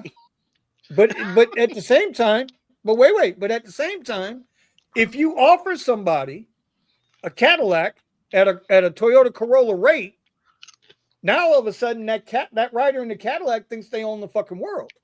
They think that you as a driver are supposed to kiss their ass. But the rates don't match the ego that's being sold. Right. Well, that's the other thing that Lyft does When- that they can do. They upgrade, you not to lose the trip. They lose money and then they'll put you in a black car while you're like, you're a rider with a wine taste and a beer budget, and then they don't want to lose Right. that trip, and then they'll put you in a black. I'm like, and then they're shocked themselves. Like, how did I get that car? I'm like, yeah. I go like, yeah, you don't belong in a black car, but anybody, they shouldn't do that either. Just they should give the value to black as Uber does. Like, black is black. You get an SUV, you get a Cadillac, you get a Yukon, whatever, Suburban. They're very well, see, I never thought a Suburban was a Lux black car. I mean, It's a grocery hauler. An Escalade, Yeah, a Navigator, the Range Rover, whatever. I get it. But the Suburban is still a grocery hauler. My point being, Sergio, no, I understand what you're saying, but my point is that before these apps came along, if you ordered a black car, it was an executive car. The guy was in the monkey suit. I call it the monkey suit. The suit and tie, right? Well groomed. He wasn't wearing clogs or what are they called? What are those Crocs? He wasn't wearing Crocs and a pair of shorts, beach shorts and a tank top, right? He was well groomed, well maintained, ready to go. Unlike To Scott. me, well, I'm just saying. Scott likes to wear his flip flops with his big toe hanging out. What can I tell you? He's got 9 of them. What can I tell you? No wonder he's in the queue with 200 people in front of him. Yeah. Yeah. I think you touched a nerve, Vinny. Well, whatever. It wouldn't be the first time. At the end of the day, dude, and I've said this a million times over again, right? Lux, when you say Lyft Black, it's an ego boost. Yeah. But Lyft is not supplying the service to match the ego boost. You can sit here and talk about Teslas all day long. I don't give a shit about that. The service isn't there. I know guys that drive Premier SUV down here that work in fucking flip-flops. They look like they just stepped off South Beach. No good. Yeah. Scott, you're in shorts because your balls don't hang low enough, so you don't have to worry about them being seen in public, bro. I get it. Want to unfollow me, bro? I got you. You just showed up at the right time.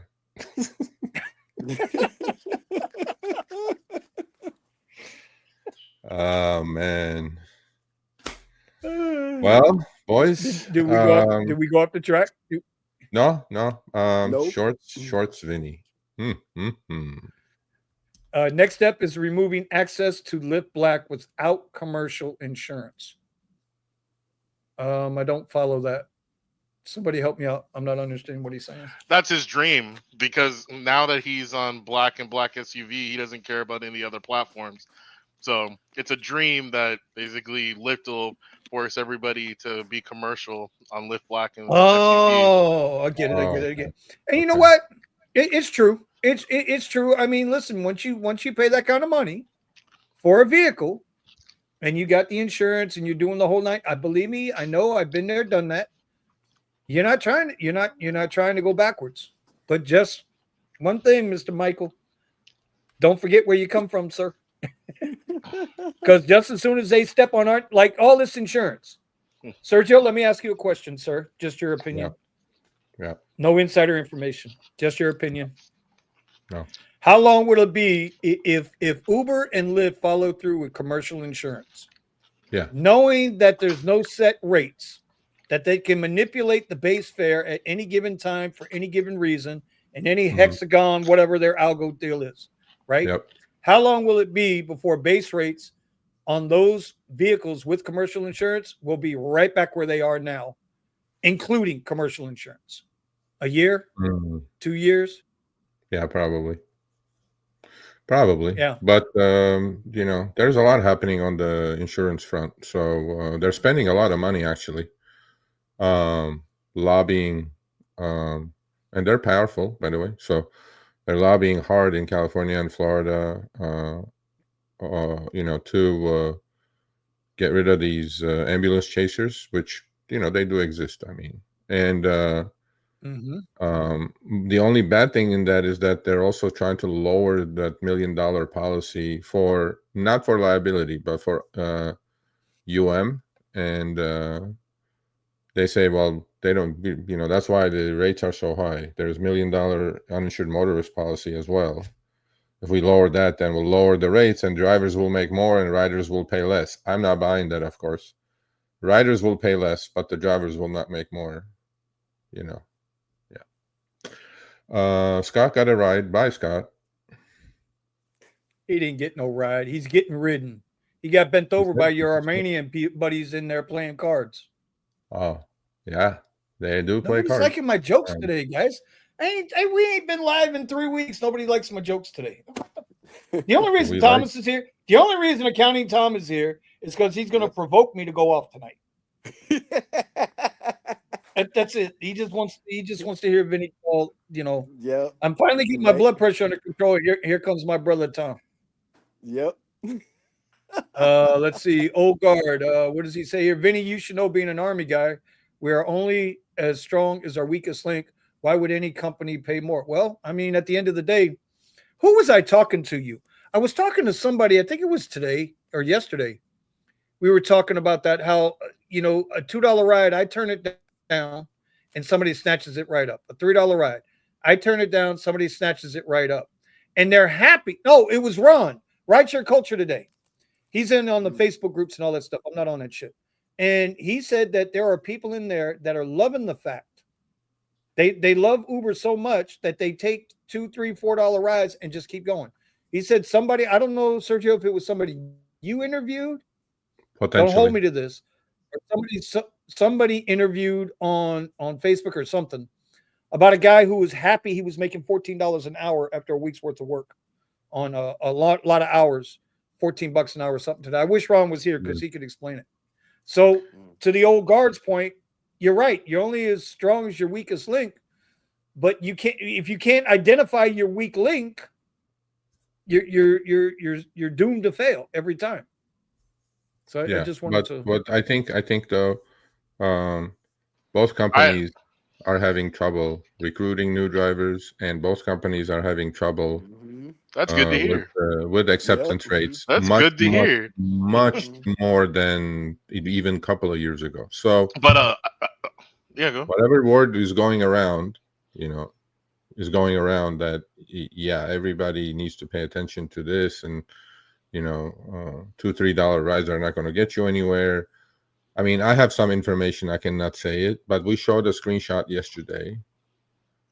There was a trip that was gone 80 miles from Washington, D.C. to Philadelphia. It's on the show. First, it was offered at 66. Yep. Within a minute and a half, it came back at 95. And I saw that. I cannot tell you the specifics. I know exactly what happened on that trip, the back end of it. And so that means, elasticity-wise, if you pay well, people will accept trips. If you don't pay well, people are not going to accept trips. and the algo does adjust up, by the way. But the algo also, what it does is it tests. Okay, so this part I can say. The algo explores elasticity every second on each trip. Elasticity on the driver's side, elasticity on the rider side. And this is like, I'm telling you, the back end, now that I have access to all of this, it's unbelievable what these people have built. Okay, it's not as easy as you guys think it is. I'm not giving them credit for it. It's evil, but it is what it is. But they test elasticity every single trip, what the rider is willing to pay.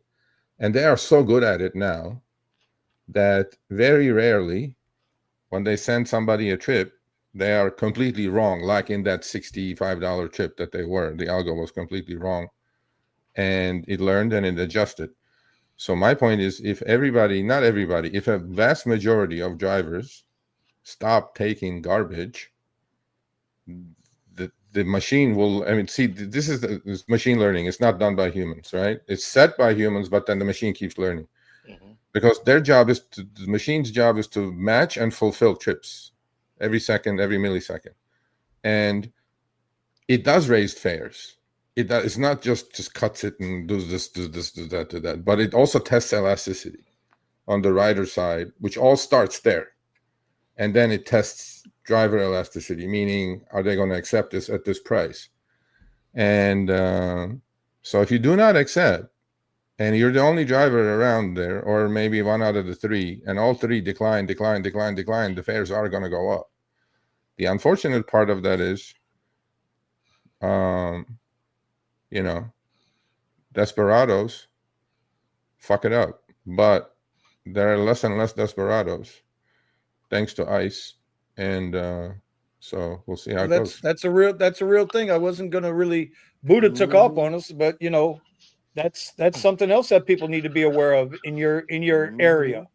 Well, I wanna my say this, area, though. my area is going to benefit the last out of it, because in my area we were still a lot of drivers, but after what's happening now, because Florida is definitely saw before the summer's doldrums, Florida market completely changed. It really did. Texas market was changing as well, because that's where the ICE raids were initially, and then now they're coming to the West Coast, and I expect to see surge again shortly. And well, we felt it on the initial raids. Yeah. We felt it here because all of a sudden our airports down here were about 20% of what they normally are. Yeah. And so you could run in. Listen, I ain't gonna lie. You could run in at Fort Lauderdale Airport on a comfort ride. Yeah. And damn near make double what you're making right now. Yeah. And we're only talking like 5 months ago. Yeah. You can run in it. Now, now the airports, it's nothing. Let's see, it's 10:40 p.m. on the West Coast, right? Yeah. That's what time it is here. I know you guys are still senior citizen time over there. But me and Thomas are up past our bedtimes. Right. It's 125 cars in that queue, which lately in that queue, people are getting smart because it's been hitting 300 in this one airport. 300 X cars. That's not all the rest of them. That's not the XLs and the Comforts and the yada yada. Yeah. Fucking stupid. Yeah. But then it built right back up.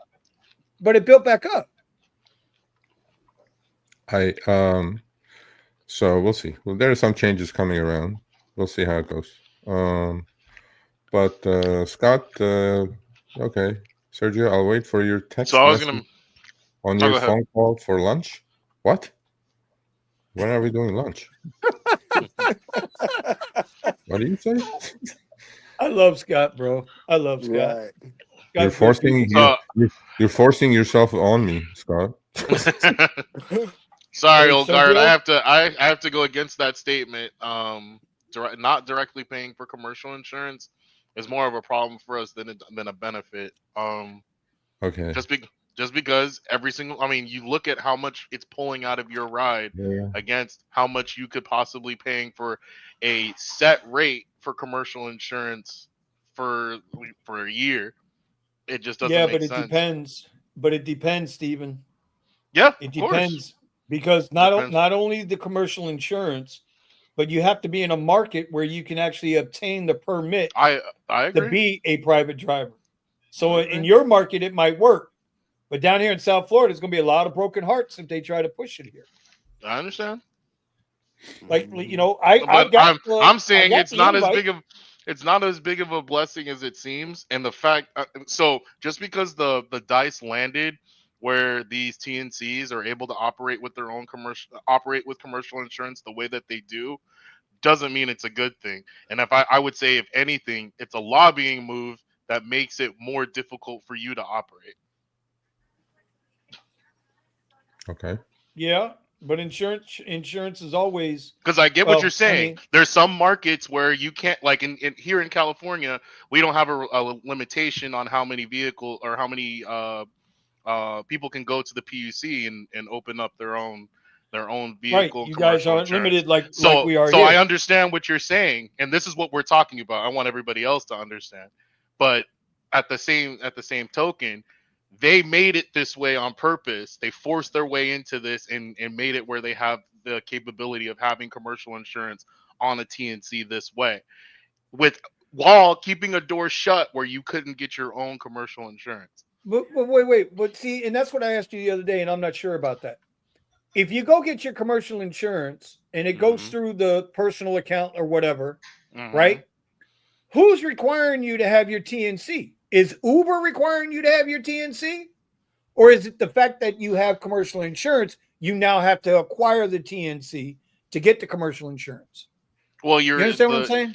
you're required to have your TNC and have commercial insurance together with that TNC so that your business is covered by commercial insurance, so that Okay, you're so operating. I'm gonna ask the question again. Mm-hmm. I'm gonna ask the question again. Do you need your TNC to acquire your commercial insurance in order to operate your Blueberry on Uber to get the commercial insurance stipend? Forget the state of California. What is Uber want? What does it take for you to get onto Ubers? You understand what I'm saying? No, I don't get what you're saying. Okay, listen. You drive X. Right. Okay, you're an X driver. You want to take advantage of the commercial insurance. Mm-hmm. You want to take advantage of the stipend for commercial insurance, right? Right. Mm-hmm. Okay. Uber says to you, "Go get commercial insurance, and then we'll put you through." Mm-hmm. Is Uber also saying, "Look, Steven, you got to have a TNC license. Look, Steven, you have to have an LLC." No, Or they're is saying that the you have to have commercial a insurance? permit. They're So saying you you have have to to have have a a permit. permit, and the only way you have your permit is your what's it called, your TNC. That's so basically you're going to be an Uber Black driver driving an X car. Basically, yeah. Okay, Yeah. that's what I was trying to get to. I was trying to But get to. now his advantage. He's gonna have a. He's gonna, on the back of the car, like all those cars here, the blacks, whatever. They have a TCP number. Right. On the back of each Right. Waymo, there is a TCP number. On the back of each Alto, there used to be a TCP number. So he's gonna have a TCP number, and now he can freely, without doing friends and family trip, cash trips, and this and that, he can freely do, cash trips as well. And he has the coverage, and everything is good. Hold on, hold on, Wife, sir. come here. Hold on. What the heck? Don't do it, You don't Steven. love me today? Don't do it. Where's my kiss? Where's my kiss? No today? kisses. No kisses. Vinny, no what's kisses. happening? I'm not loved. What is this turning into, Vinny? Control the situation, Vinny. Right. I'm trying, bro. Mine's my. You know what? Don't make me go get mine. What the? Oh my God. This is My wife loves me. uncontrollable. This is out of control. There you go. Fucking. There you go. It's the only way I can control it. I can't control There it you any go. other way, bro. That's it. I That's can't it. When control kisses it start any other flying, way, bro. When kisses start flying in the garage, I don't know. Yo. This is a man cave. This is the Yeah. Uber True. driver cave. True. True. I True. mean, come on. So My that was going to be apologies. my ultimate question, right? I think I asked Mhm. Steven this the other day. Now, if you go through this whole process and you Right. become what I call a legal private driver, Right. right? You really don't have a need for the apps anymore. Now you can go Yeah. freelance all day long. Well, You can, that, but the difficulty becomes in how do you build your how do you yeah, build your client base? acquisition of the rider, right? But what Business happens is that cards. I think his advantage are going to be, even if Uber gets rid of that $3 a mile reimbursement, now that he's all set up, there are really reasonably high quality not business account, but go to work every day, come back from home. They're frequent users. You can go after frequent users. It's actually funny that you Mhm. mentioned that. And Because these companies charge so much on these 5, 6, 7 mile trips, 25, $30. He can undercut we've them a already little bit, been and then he can charge all that and do it legally, and you can we pay were for already it. communicated with by a company that primarily uses EVs Yeah, and is trying to make deals with different places in order to yeah, offer yeah, um, good paying rides back and forth yeah, from airports to hotels and whatnot. And they've got a pool and they're looking for more drivers. Sent out a message. So yeah. yeah. Waymo's testing everywhere, but all those Waymos were on the freeway going somewhere out of LA. Look like, I don't know. Mm. They burned the crap out of those things. Yeah, Yeah, at $140,000 a piece. I'm sure it wasn't. We're yeah. gonna see how long the insurance lasts for them. I mean, they No, can afford it, they but self-insure. I'm sure they self-insuring. I'm pretty sure. I mean, they got the I don't. bucks. Well, just like the Tesla's getting blown up in the parking lot. I mean, Yeah. What I don't Well, understand is why, and I think Sergio, I think you posted this, and I know I damn sure reiterated it. I don't understand with all the conflict that's going on. That's what I'm gonna call it because I'm gonna try to keep the show unbiased because I got my feelings on this shit. mm, But with all the conflict that's going on, mhm. why would they still allow drivers? Why didn't they shut the apps down? In other words, Actually, why would you? What, Uber shut it down in a 5 mile radius, with the epicenter being Sixth and Figueroa in downtown. So literally like okay, a 5 mile radius, they shut the whole system down. And now we have a curfew, by the way. So as you guys know, or may know, I may not know. right, Yep. The right. Waymos were called to that spot by riders, and they showed up until, I mean, I don't know how current they are on the Waymo headquarters to see these things happening, but when they saw them on fire, they did shut the system down in LA, and they even moving their cars to somewhere. I don't know where they're moving it, but it takes some time. There is some delay between, because you have to understand. I mean, you're operating in such a big area, and one little part of the hotspot, you shut it there, you don't shut it there. It's like all intertwined. But they did shut it. Uber definitely shut it the first. Uber shut it literally immediately. Um, you know, Okay, and the funny thing is, during all this shit, it wasn't surging. But then I think legally they cannot surge. They shut the surge off when you have state of natural emergency. disasters and things like that. Yeah, yeah, Here in Florida, it's a state of once we're under a state of emergency, there is Yep. no more search. So yeah, at that point, there is no reason to go drive, none whatsoever, zero. Don't yeah, even risk it. There's no biscuit to risk it for. No. yeah. I'm trying to find a picture of the Waymos on fire here. Yeah, there were like 6 of them, I think. Yep. Here, let me do it this way. SF driver, I have an LLC. I don't I don't need a business permit. I have an LLC. Yeah.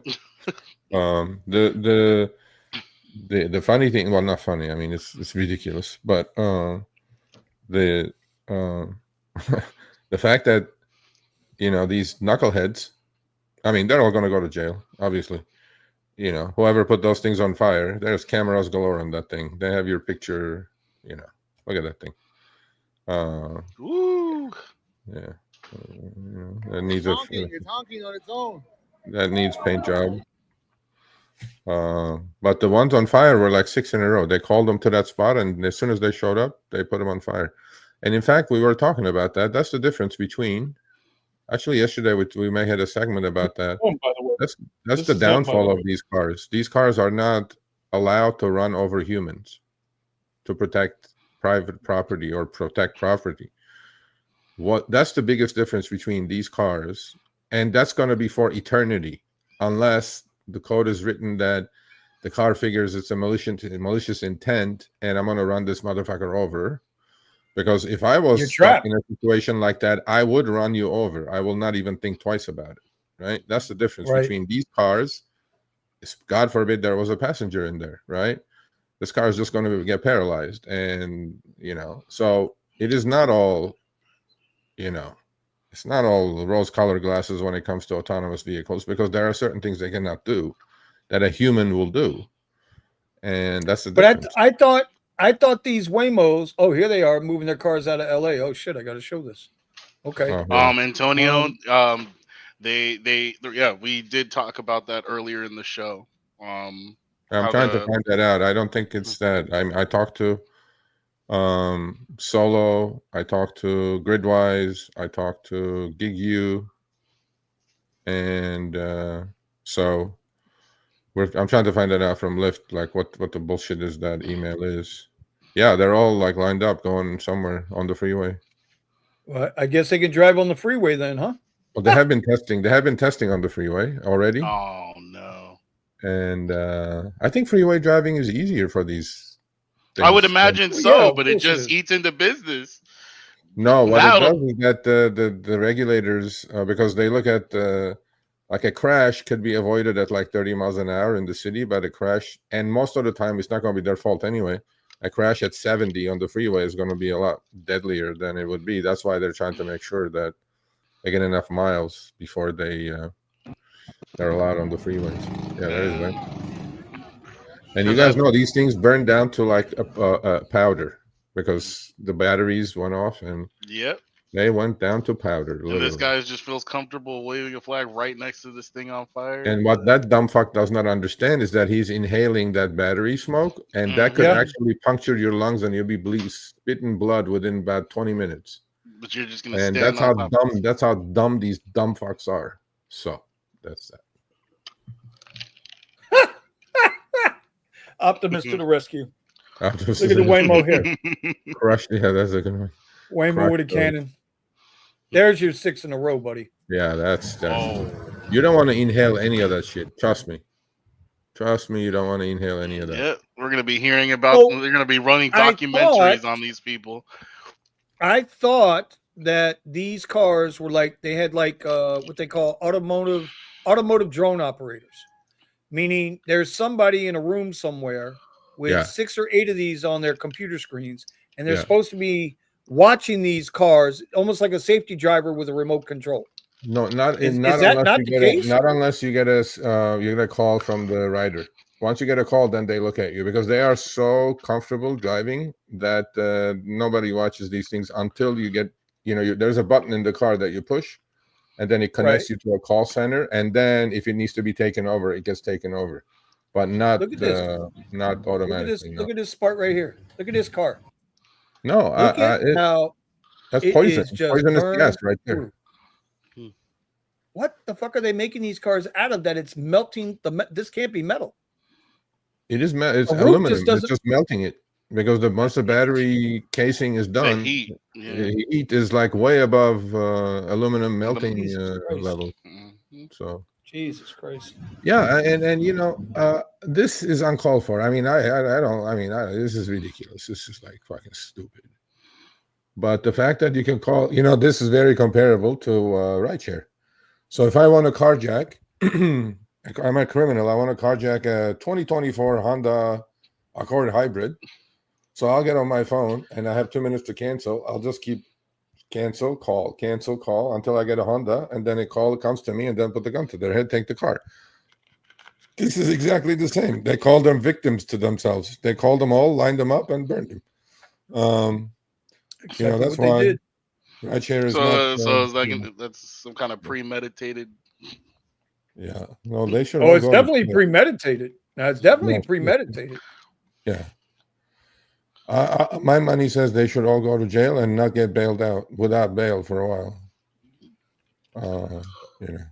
But it is.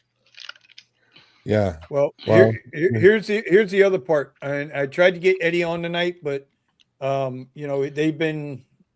Let me tell you, you drivers in Austin right now, you guys are feeling it, bro. Holy shit, are you guys feeling it? the whole power structure for rides have absolutely changed.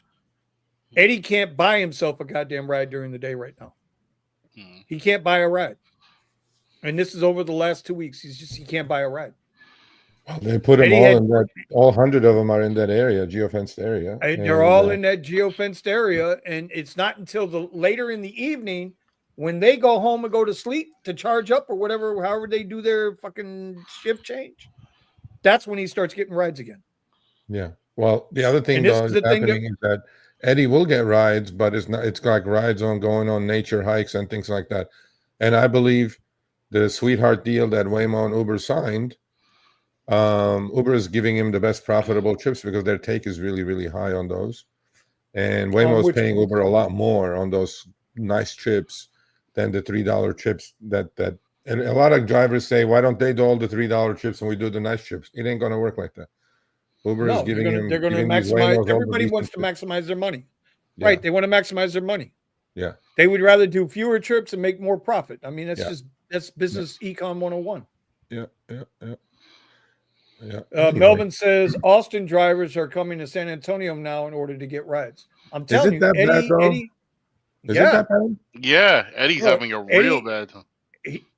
So about 3 months ago, Eddie started going back to going out at 5 a.m. in the morning and working till like 8, 9 at night. And he's out the entire time. No going home, no doing nothing. And he had worked his way back up to getting his $2,000 weeks. Okay, he was hitting them. Sergio, when I tell you in the last couple of weeks, I talk to him every day, 4 or 5 times a day. Yeah. Right? Because we're doing our other thing. Yeah. And let me tell you, man, today, the entire time we were in conference, which was about 3 hours, not one request went through his app, either app, not one. Do they have seasonality like Florida as well, though? No, I think South Florida is a different. No, South Florida is a different animal. Like we are so unique unto ourselves because of our location. Yeah. Right. Our snowbirds, when they dip, we probably lose 30-35% of our population. Okay. So I don't think San Antonio is moving 35% of their people, in and out for any seasons like that. Yeah, Austin. Yeah. Yeah, we're pretty unique in that sense. And then the other part to this too, Serge, is Austin is swiftly becoming the new tech capital of the country. Yeah. Right. So they got Google just rebuilt there. Tesla's just building another one. You got all these companies, tech companies going there and doing business.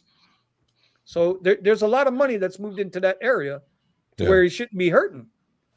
But I cannot understand, like they only have 100 cars. I mean, 100 cars are really taking all that business? Because I'm sure there is 10, 15,000 drivers in Austin proper. Well, and there's enough demand. There's enough demand. How's 99 cars or 100 cars are taking all this business? Well, let me put it to you this way. It's kind of like, and I'm not going to get into the details, but it's kind of like the Alto deal with Uber. Okay. Yeah. The Altos, they have to take every trip that comes their way. And they're online for not just the premier rides down here. They're online for the X rides too. Yeah. Because it don't matter. The driver's an hourly driver. It don't matter. Yeah. Okay. So if the ride gets sent to them, they're going to take the ride. The rides, they're doing volume. It's not only, I agree with you. I do agree with you. They're going to get the sweet rides first, priority. But then those bullshit rides, I mean, they add up. For them, it adds up. Yeah. So it's interesting that only 100 cars can do that much damage. Are you sure it's just 100 cars in that market, though? Yeah, only 100. Yeah. Well, what was Dara's numbers? Dara's numbers, I think he said they were doing in Austin, they were doing 60% of the rides in the geofenced area. Was it 60 or 65%? Dara said. Yeah, and they that's said a lot of rides with 100 cars. That's a lot of rides with 100 cars. Well, because they go nonstop. I mean, they go 24 hours. Well, 22 hours. But to your point, can 100 cars do that much damage? Well, that's what I'm saying. I mean, I don't think of the rides. It's crazy. Well, maybe it's both. Maybe a little seasonality, demand down. Right. And also, And now they got the next thing coming their way, right? Yeah. The Teslas are already on the road. The robotaxis are already on the road. Are they? So where Yep. they start operating? They started running 2 days. They started running 2 days ago. In what area? The official release is June 22nd, but the cars are already on the road. They started 2 days ago. Yeah, he said something like the cars are going to drive themselves to delivery to the owners or something like that, right? Yep. That's what he said. But the robotaxi cars are on the road now, operating. Okay. They might not be doing a ride for Steven or Vinny or Sergio or Thomas, but they're on the road and they're operating. I've seen video clips already, and it's time is here, guys. It's here. Yep. All right, last one before we wrap this up. Olgard says saturation keeps pay low, and less rides, less waiting times for riders. Smart business for the apps. He's not wrong. Well, yeah, but I think Uber's and Lyft's contention when it comes to hybrid networks that they're going to have, is that the electric vehicles or AVs are going to bring more customers, more demand, more people into the network, and that's why the humans are going to be busier as well, which I'm not buying. Which has been that's absolutely ridiculous. Which has been the same argument that when Travis cut the rates while I was really driving a lot, from $1.30 to $1.10 to 90 cents to 60 cents, saying, "Oh, the fares are cheaper, so more people are going to drive." The math don't add up on that one, right? No. Because people are going to find something else that they can do because expenses are going up. That's idiotic. Yeah. Well, and the idea that because we have more cars on the street, that means we're going to be able to cover more rides. No, there's going to only be a certain amount of rides during the week. Only people need to get to work. But again, the math don't add up. If you cut the rate from $1 to 60 cents, that's 40%. I have to drive 40% more with 60-cent rates. No, like I said, the same amount of money I was making with $1 rates. It's right. simple math, I think. If I'm not making $25 an hour doing this, there's no point. There's no point for me to do it. Yeah, I agree completely. I can do something else. Agree. There's no reason. That's so stupid. That's after expenses too. So. Yeah, it's so stupid. Yeah. Anyway, all right, guys. Math is truth. Numbers don't lie. All right, guys. Yeah, we're going to wrap it up. We appreciate everybody coming through the garage tonight. Shout out to Buddha bringing that budget together. He did what he was challenged to do. Hopefully you guys learned something from that. Listen, I don't care how old you are, how young you are, how wealthy you are, how broke you are. We all need help. It's okay to ask for it. If not, go back, replay the video, learn from other people's education. I don't want to say mistakes. I'll say their education. Unlike Dara calling us earners, I'm gonna call you a driver because we're still drivers. Fuck Dara and that bullshit earners bullshit. Oh, he was in the White House. And did you see how Trump absolutely demolished his last name, like butchered it? Like I didn't see that, but I hope he did. Oh, I mean, you got to see. This is like a 10-second video. He goes like, Uber CEOs Dara Khosravi. Right. and Dara did not say anything. And then Trump said, well, he goes, that's a tough last name, man. I'm like, okay, buddy. How did you make it to that $2 million $2 million buys you a lot of access, Sergio. You know about $2 million. The advisory council. How the fuck did he make it to that? I don't know. Now you know what's odd. You know what I find. I hate to do this, but you know what I find odd about this, Sergio, Thomas, Stephen. When Trump won the election the first time back in 2016, Travis Kalanick was invited onto the board, the president's economic council. He accepted. Because for Kalanick, it was an honor, and Kalanick was in the right. His head was in the right place, I believe. Okay, not only his pocket but his head, and he got his ass tore up by not only his angel investors and his mentor. What was the mentor's name? I forget his fucking name. And I still think what's her name messed them all up. Huffington, her ass, her boy. That's a dirty bitch, man. Fuck that. Anyway, all right, and then they went on with the delete Uber app. Yeah. Now Khashoggi's on the president's economic council. Is that what you're saying, Sergio? Yeah. He is. Okay, he's on the economic. I don't see no delete Uber now. Oh, no. I beg to differ. Look at Twitter. There Is is there a delete Uber? there is so much saying fuck Uber. I I'm gotta look. deleting the app. All the Yeah. lefties are going like fuck Uber. I Yeah. didn't know that. Fuck No, Uber. I gotta Bro, go see it's it. full. My feed is full because I probably clicked on couple. Now all I see is that. Delete Uber. Fuck Uber. Yeah. Delete Uber. That's Yeah. what keeps. They all go, oh, now Hold I'm on. gonna go to Lyft. I'm like, okay, cool. Here you go. Okay. And Hey, Lyft is Well, you completely ain't. quiet. It's like Well, I got news for you. The goddamn Lyft. You won't be getting me. Not with Right. fucking Lyft. Fuck that. Hey, I open both apps and see which one works for me. that's right. You're gonna get some. You're gonna get some third world motherfucker. It ain't gonna be There you doing. go. Okay, let's see. It's time for everyone to cancel Uber. The owner said he supports Trump's big bill and don't care about Oh American people. God. Yeah. Oh my god. Do not just delete the app. Delete your account, then delete the app. Jesus. Okay, I didn't know. Oh hell no. What'd you do? Miss that? There's all this. There's Yeah, full of bro. this shit. Yeah, No, because now this shit's gonna be flooding my. You know what? My Twitter feed is Sergio, Boston Matt. Yeah. Okay, Chuck Driver, Lynn, Sergio. I don't tweet that much. I don't get into a lot of shit with Twitter. Okay, do you know what people are doing now? Okay, this is what they're doing that I'm really pissed off. So if any of you doing here in the chat, don't do it. So because now I got they're all like they're all blocked by David Risher supposedly, which I don't.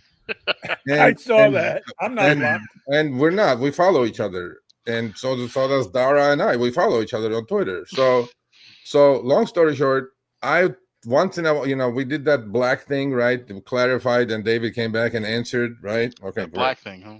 Now everybody tags me and tags David with like 3 followers, and then some other jackass tags along, and then now I have like a long fucking thread, and David now is going to block me for sure, or he muted me. I'm pretty sure already because he goes, "Fuck, why did you do that, sir?" Now I'm like, my phone is going off the hook because some jackass tagged all of us, and I'm like, God damn, stop tagging me and just don't. I don't tweet that much. I tweet maybe once, twice a day. That was it. I tagged you with How something many? I thought was interesting. No, okay, look at it today. I tweeted twice today. That was it. Okay. I let me go tagged look. you because I had to go on a rant. Should I look? Should I Uber look under your support. name, or should I look under David Risher's name and find you there? Oh my God. Oh shit! I love it. I love it. I love it. And then, Sergio, and then Sergio. some other person says, comes because we're tagged now. There's like 8 people on the thread now. And goes, oh, I guess David's not going to respond to this one. I'm like, no, why would he respond to you? Just because you put me and David on the same thread? Why would he do that? Then the guy is definitely not going to do that now. He's going to go, oh, fuck this. This is like 12 people on this thread. My phone's gone off the hook. And I'm pretty sure he muted me probably by now. So I lost. Thanks, people. Thanks. I didn't do it. I didn't do it. No. But I see this one like, here. oh, That's sending out. we tag people. I'm like, no, man. Okay. But Anyway. but you do know that they will show me, because I don't follow a lot of people on Twitter. Yeah. I don't interact with a lot of. Lately, I've been pulling shit back. Like I'm that guy, bro. I'll see something, it'll piss me off. I'll write out this fucking 12-page paragraph, and then I'm like, fucking delete it. Yeah. Delete it. Yeah. I'm not gonna do it. I don't want to get a knock at the door, bro. I'm getting too old for the knocks at the door. Yeah. And then I'm just like, fuck it. Bro, if I ever posted or reposted half the shit I type, I'd be in jail. I'd be in fucking jail. Yeah, right no, don't do that. I'd be in jail. But you know what it is? You know what it is to be government trained? No. You know what it means when you're but government also- trained? I mean, they come get you first. They come get probably. you first. Probably. They ain't worried about the backwoods motherfucker. They worry about your ass. Yeah. Yeah. There. Oh, this is God. like the 50th email I got today.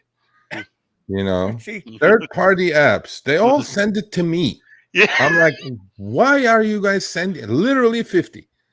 And that was already like 2 p.m. So I go, you know what? Let me just tweet this out so that I tag Risher. I tag the CEO Gridwise, tag the I CEO saw of that. Solo, and tag Gary Middleton from Maximo, because those are the third Uh-huh. party apps I could think of. Mm. And I said, hey, man, what's happening? And then now everybody's responding, right? The hate mail is coming through. Oh, they can't do that. They can't do this. They can't do that. And then now the string is like 15 people in there. So David is getting ding, ding, ding, ding, ding. And like he goes, screw Surge. Screw Surge. Like what? It's just, whatever. Well, And they all Sergio. email me like I am some Yeah, sort but of well, fucking idiot. wait, Sergio. But wait a minute. You bring some of this on yourself. Hey, send me the No, screenshot. Sergio at therideshareguy.com. Send me this, Yeah. everybody right now. Everybody watching. We want to send Sergio a hey, Sergio, we love you. Email at Sergio at therideshareguy.com. Yep. Please do. Send me a. I need a Send hug. him I a need link. a hug. Yeah. No, But make sure you put no, from I David appreciate. Risher Look, in look, the subject line. I'm serious. I appreciate it. I try to do my best, but Oh, that's sometimes it becomes like unnecessary, right? I mean, your one cancellation $2 fee is not my problem. I'm sorry. It's okay. It's a Move tough on. deal to be the man, bro. It's a tough deal to be the man. You got to remember, Serge, and I know I don't need to say this, but I'm going to say it, bro. You are the voice of rideshare. At the moment, yeah. And everybody else is concerned about it. It's like Trump, or it's like, I'll even say that banana head bastard that just left. Okay, they got to look at the whole big picture, right? They got to look at the whole big picture. You have to look at the whole big picture. Meanwhile, Vinny Cuz over here is pissed off because I almost smacked somebody's fucking 14-year-old out the fucking car yesterday. To me, that's what's important. Yeah. But to you, it's Vinny and Steve, and bro, I'm not telling you nothing you don't know. No, I mean, for me, look, seriously, community is important. But what happens is that when you go to the micro level,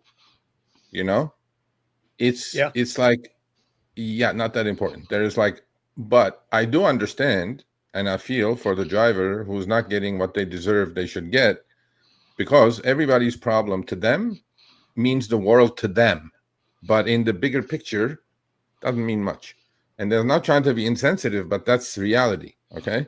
Well, So that's what if I happens. can fix it, if I can fix a bigger problem, I'm gonna put most of all my energy into that, into the bigger problem, and it will get fixed. Now it will take a week maybe or a couple of days, but it will get fixed because I'm not going into deaf ears. That for sure I know. In fact, I sent it. I didn't even email it. This one I texted a contact of mine at Lyft, and she comes back literally in 30 seconds. She came back and goes, Serge, this is not my department, but I already sent it to the proper department.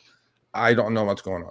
So we will get an answer of this third-party threat that you will get deactivated if you're using the third-party app, blah, blah, blah, blah, blah, blah, probably by tomorrow. Right. And then I'll tweet that out. So I enjoy doing it. I want to fix problems. I want to fix the problems, but then you guys can't be like this yesterday. I wanted yesterday. It doesn't work like that. It doesn't work like that. It doesn't anymore, but thanks to social media, that's everybody looks at it, bro. It's like, that's oh my God. That's the fucking problem. Well, yeah. Everybody wants it now. They don't want it. Like, bro, how many people, here's a good example. Before Uber had InstaPay, before, I don't know if Lyft has InstaPay or whatever, but before they had InstaPay, right? Everybody had to wait a week for their money. Everybody was okay waiting a week for their money. As soon as they said, "Oh, you can cash out for $1.90,000," 20, bro. If they charged $5, $4.95 for every cash out on an InstaPay, I bet you people would still pay it 2-3 times a day. Yeah. And FYI, last tidbit: how many times you cash out during the week dictates also what kind of pricing you're going to get through the algo. Yeah, well, we know that.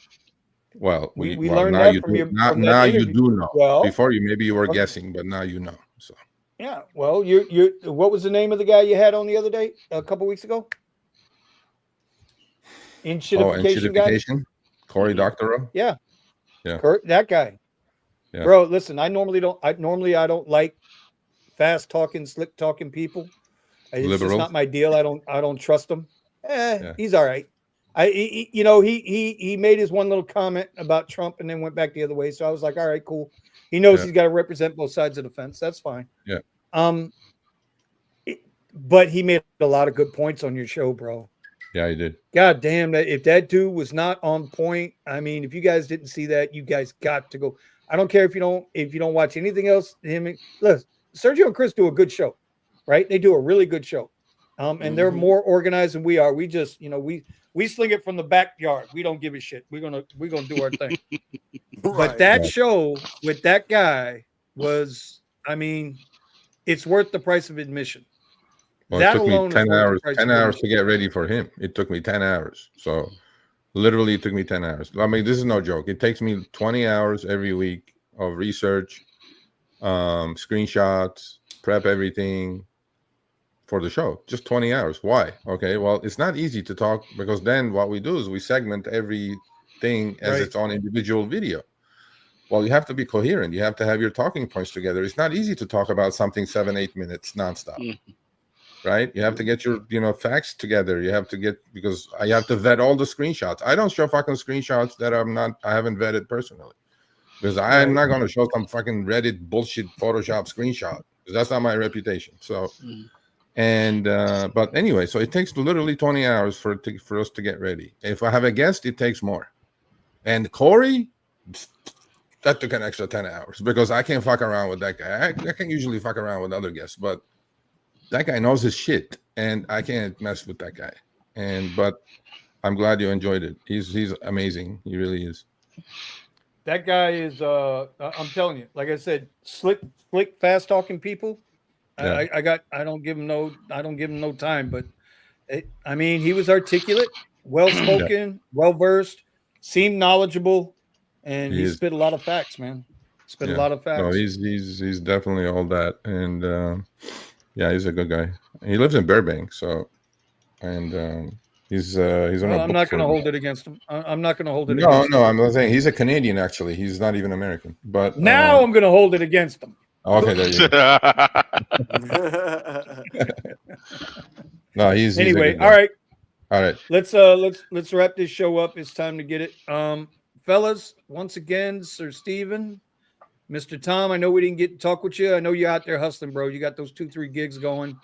We're gonna try again, bro. We're gonna try again in next month to come see you. The wife's going up to babysit granddaughters for about 5 days up there. Now she was like, well, we could go up there and you could, we're gonna stay at my daughter's house or whatever, and you could go work while you're up there. And I'm like, nah, I'll drop you off. I'll come back and get you. Yeah. Well, vacation time. Thank you. Amazing. Thank you. Sergio, I appreciate you as always, bro. Listen, you got to get your partner in crime on here next week, man. Get your partner in crime come on with you. Yeah, why not? I'll tell him. Yeah, why not? Have him come in if he wants to come on. He won't have to hold back. Only one thing though. Can't do the voice control thing, man, bro. We don't do the voice modulation. That shit's hysterical. I can't have no. Yeah. I'm telling you, I can't hold my shit together when he does that. It just and he's like, I go, stop, don't do that. Like, don't do that. It's like, do it maybe last 5 minutes because I can lose my shit 5 minutes. When he does that, everything leaves my head. I have no idea. I'm in the dark. Yeah, anyway. if he wants to come on, I mean, the more the merrier. I'll text him. Because we're always here for that. All right. So anyway, peace out to everybody who joined the show tonight. We appreciate you coming by. We will be here next Wednesday. I'm telling you, I'm decompressing. It's a lot of shit that goes on in people's lives we don't talk about. So, but we're getting there. So we're going to be a lot more active. Okay. Can I finish one more thing, please? So last week we mentioned one thing, just real quick. But last week we mentioned. No problem. I got all night. No. This is real quick. So last week we mentioned, and next week we're going to do that specifically for that. But so for everybody who's watching and going to watch this later. So I put a prompt in Gemini. I like using Gemini. I like using ChatGPT. Those two.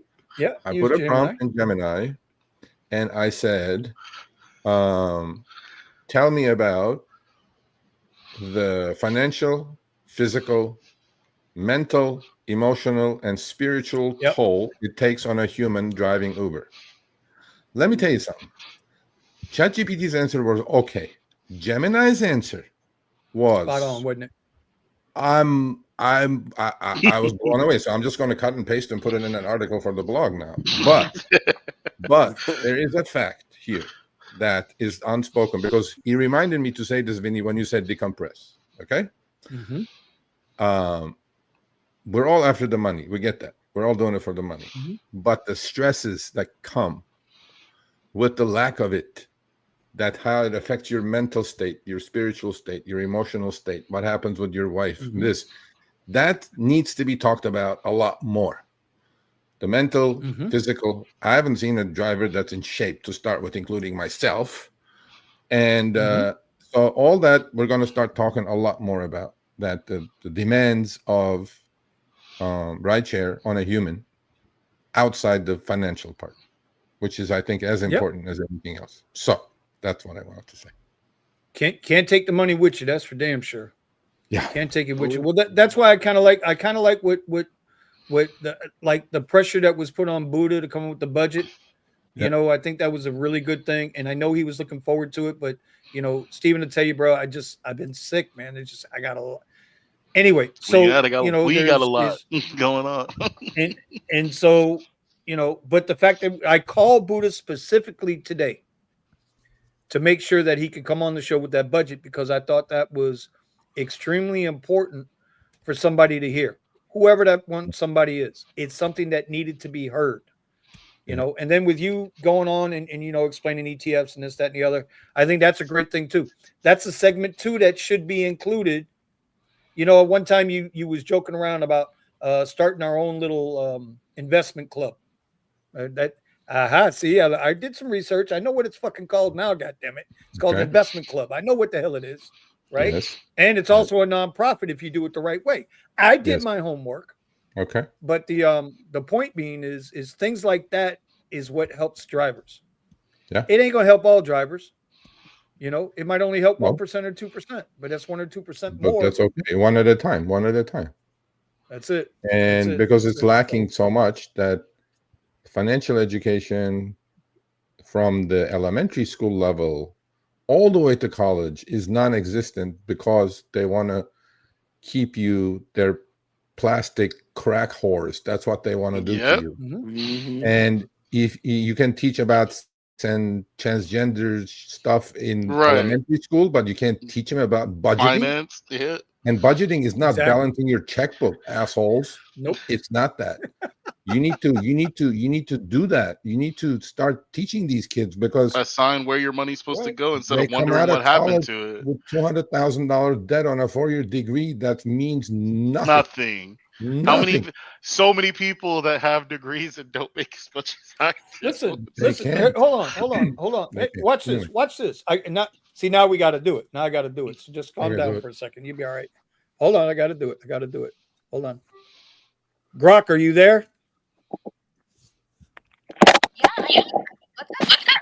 All right. I have a question for you. The question is, how many college 4-year degree graduates actually work in the field that they studied for? I'd say about 10%. 46 to 52%, depending on the study.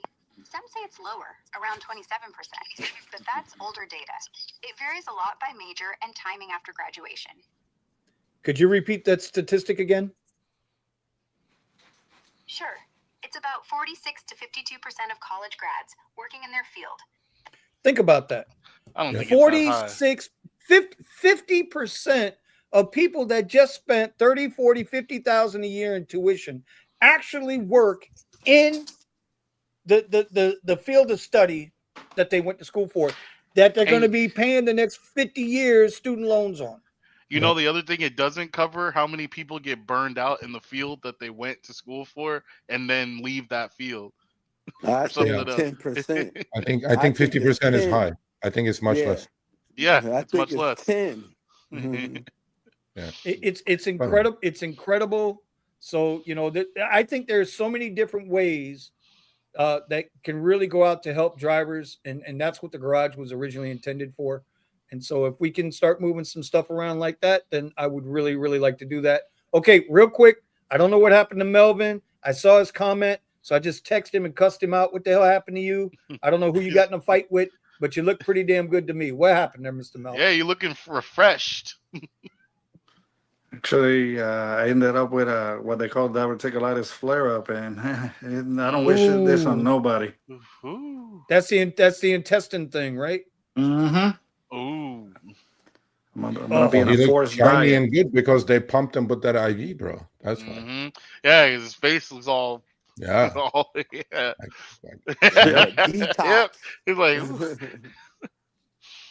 That's right. Oh, okay. I How might be you a little feeling now, loopy. though? Mhm. How you feeling now? Better.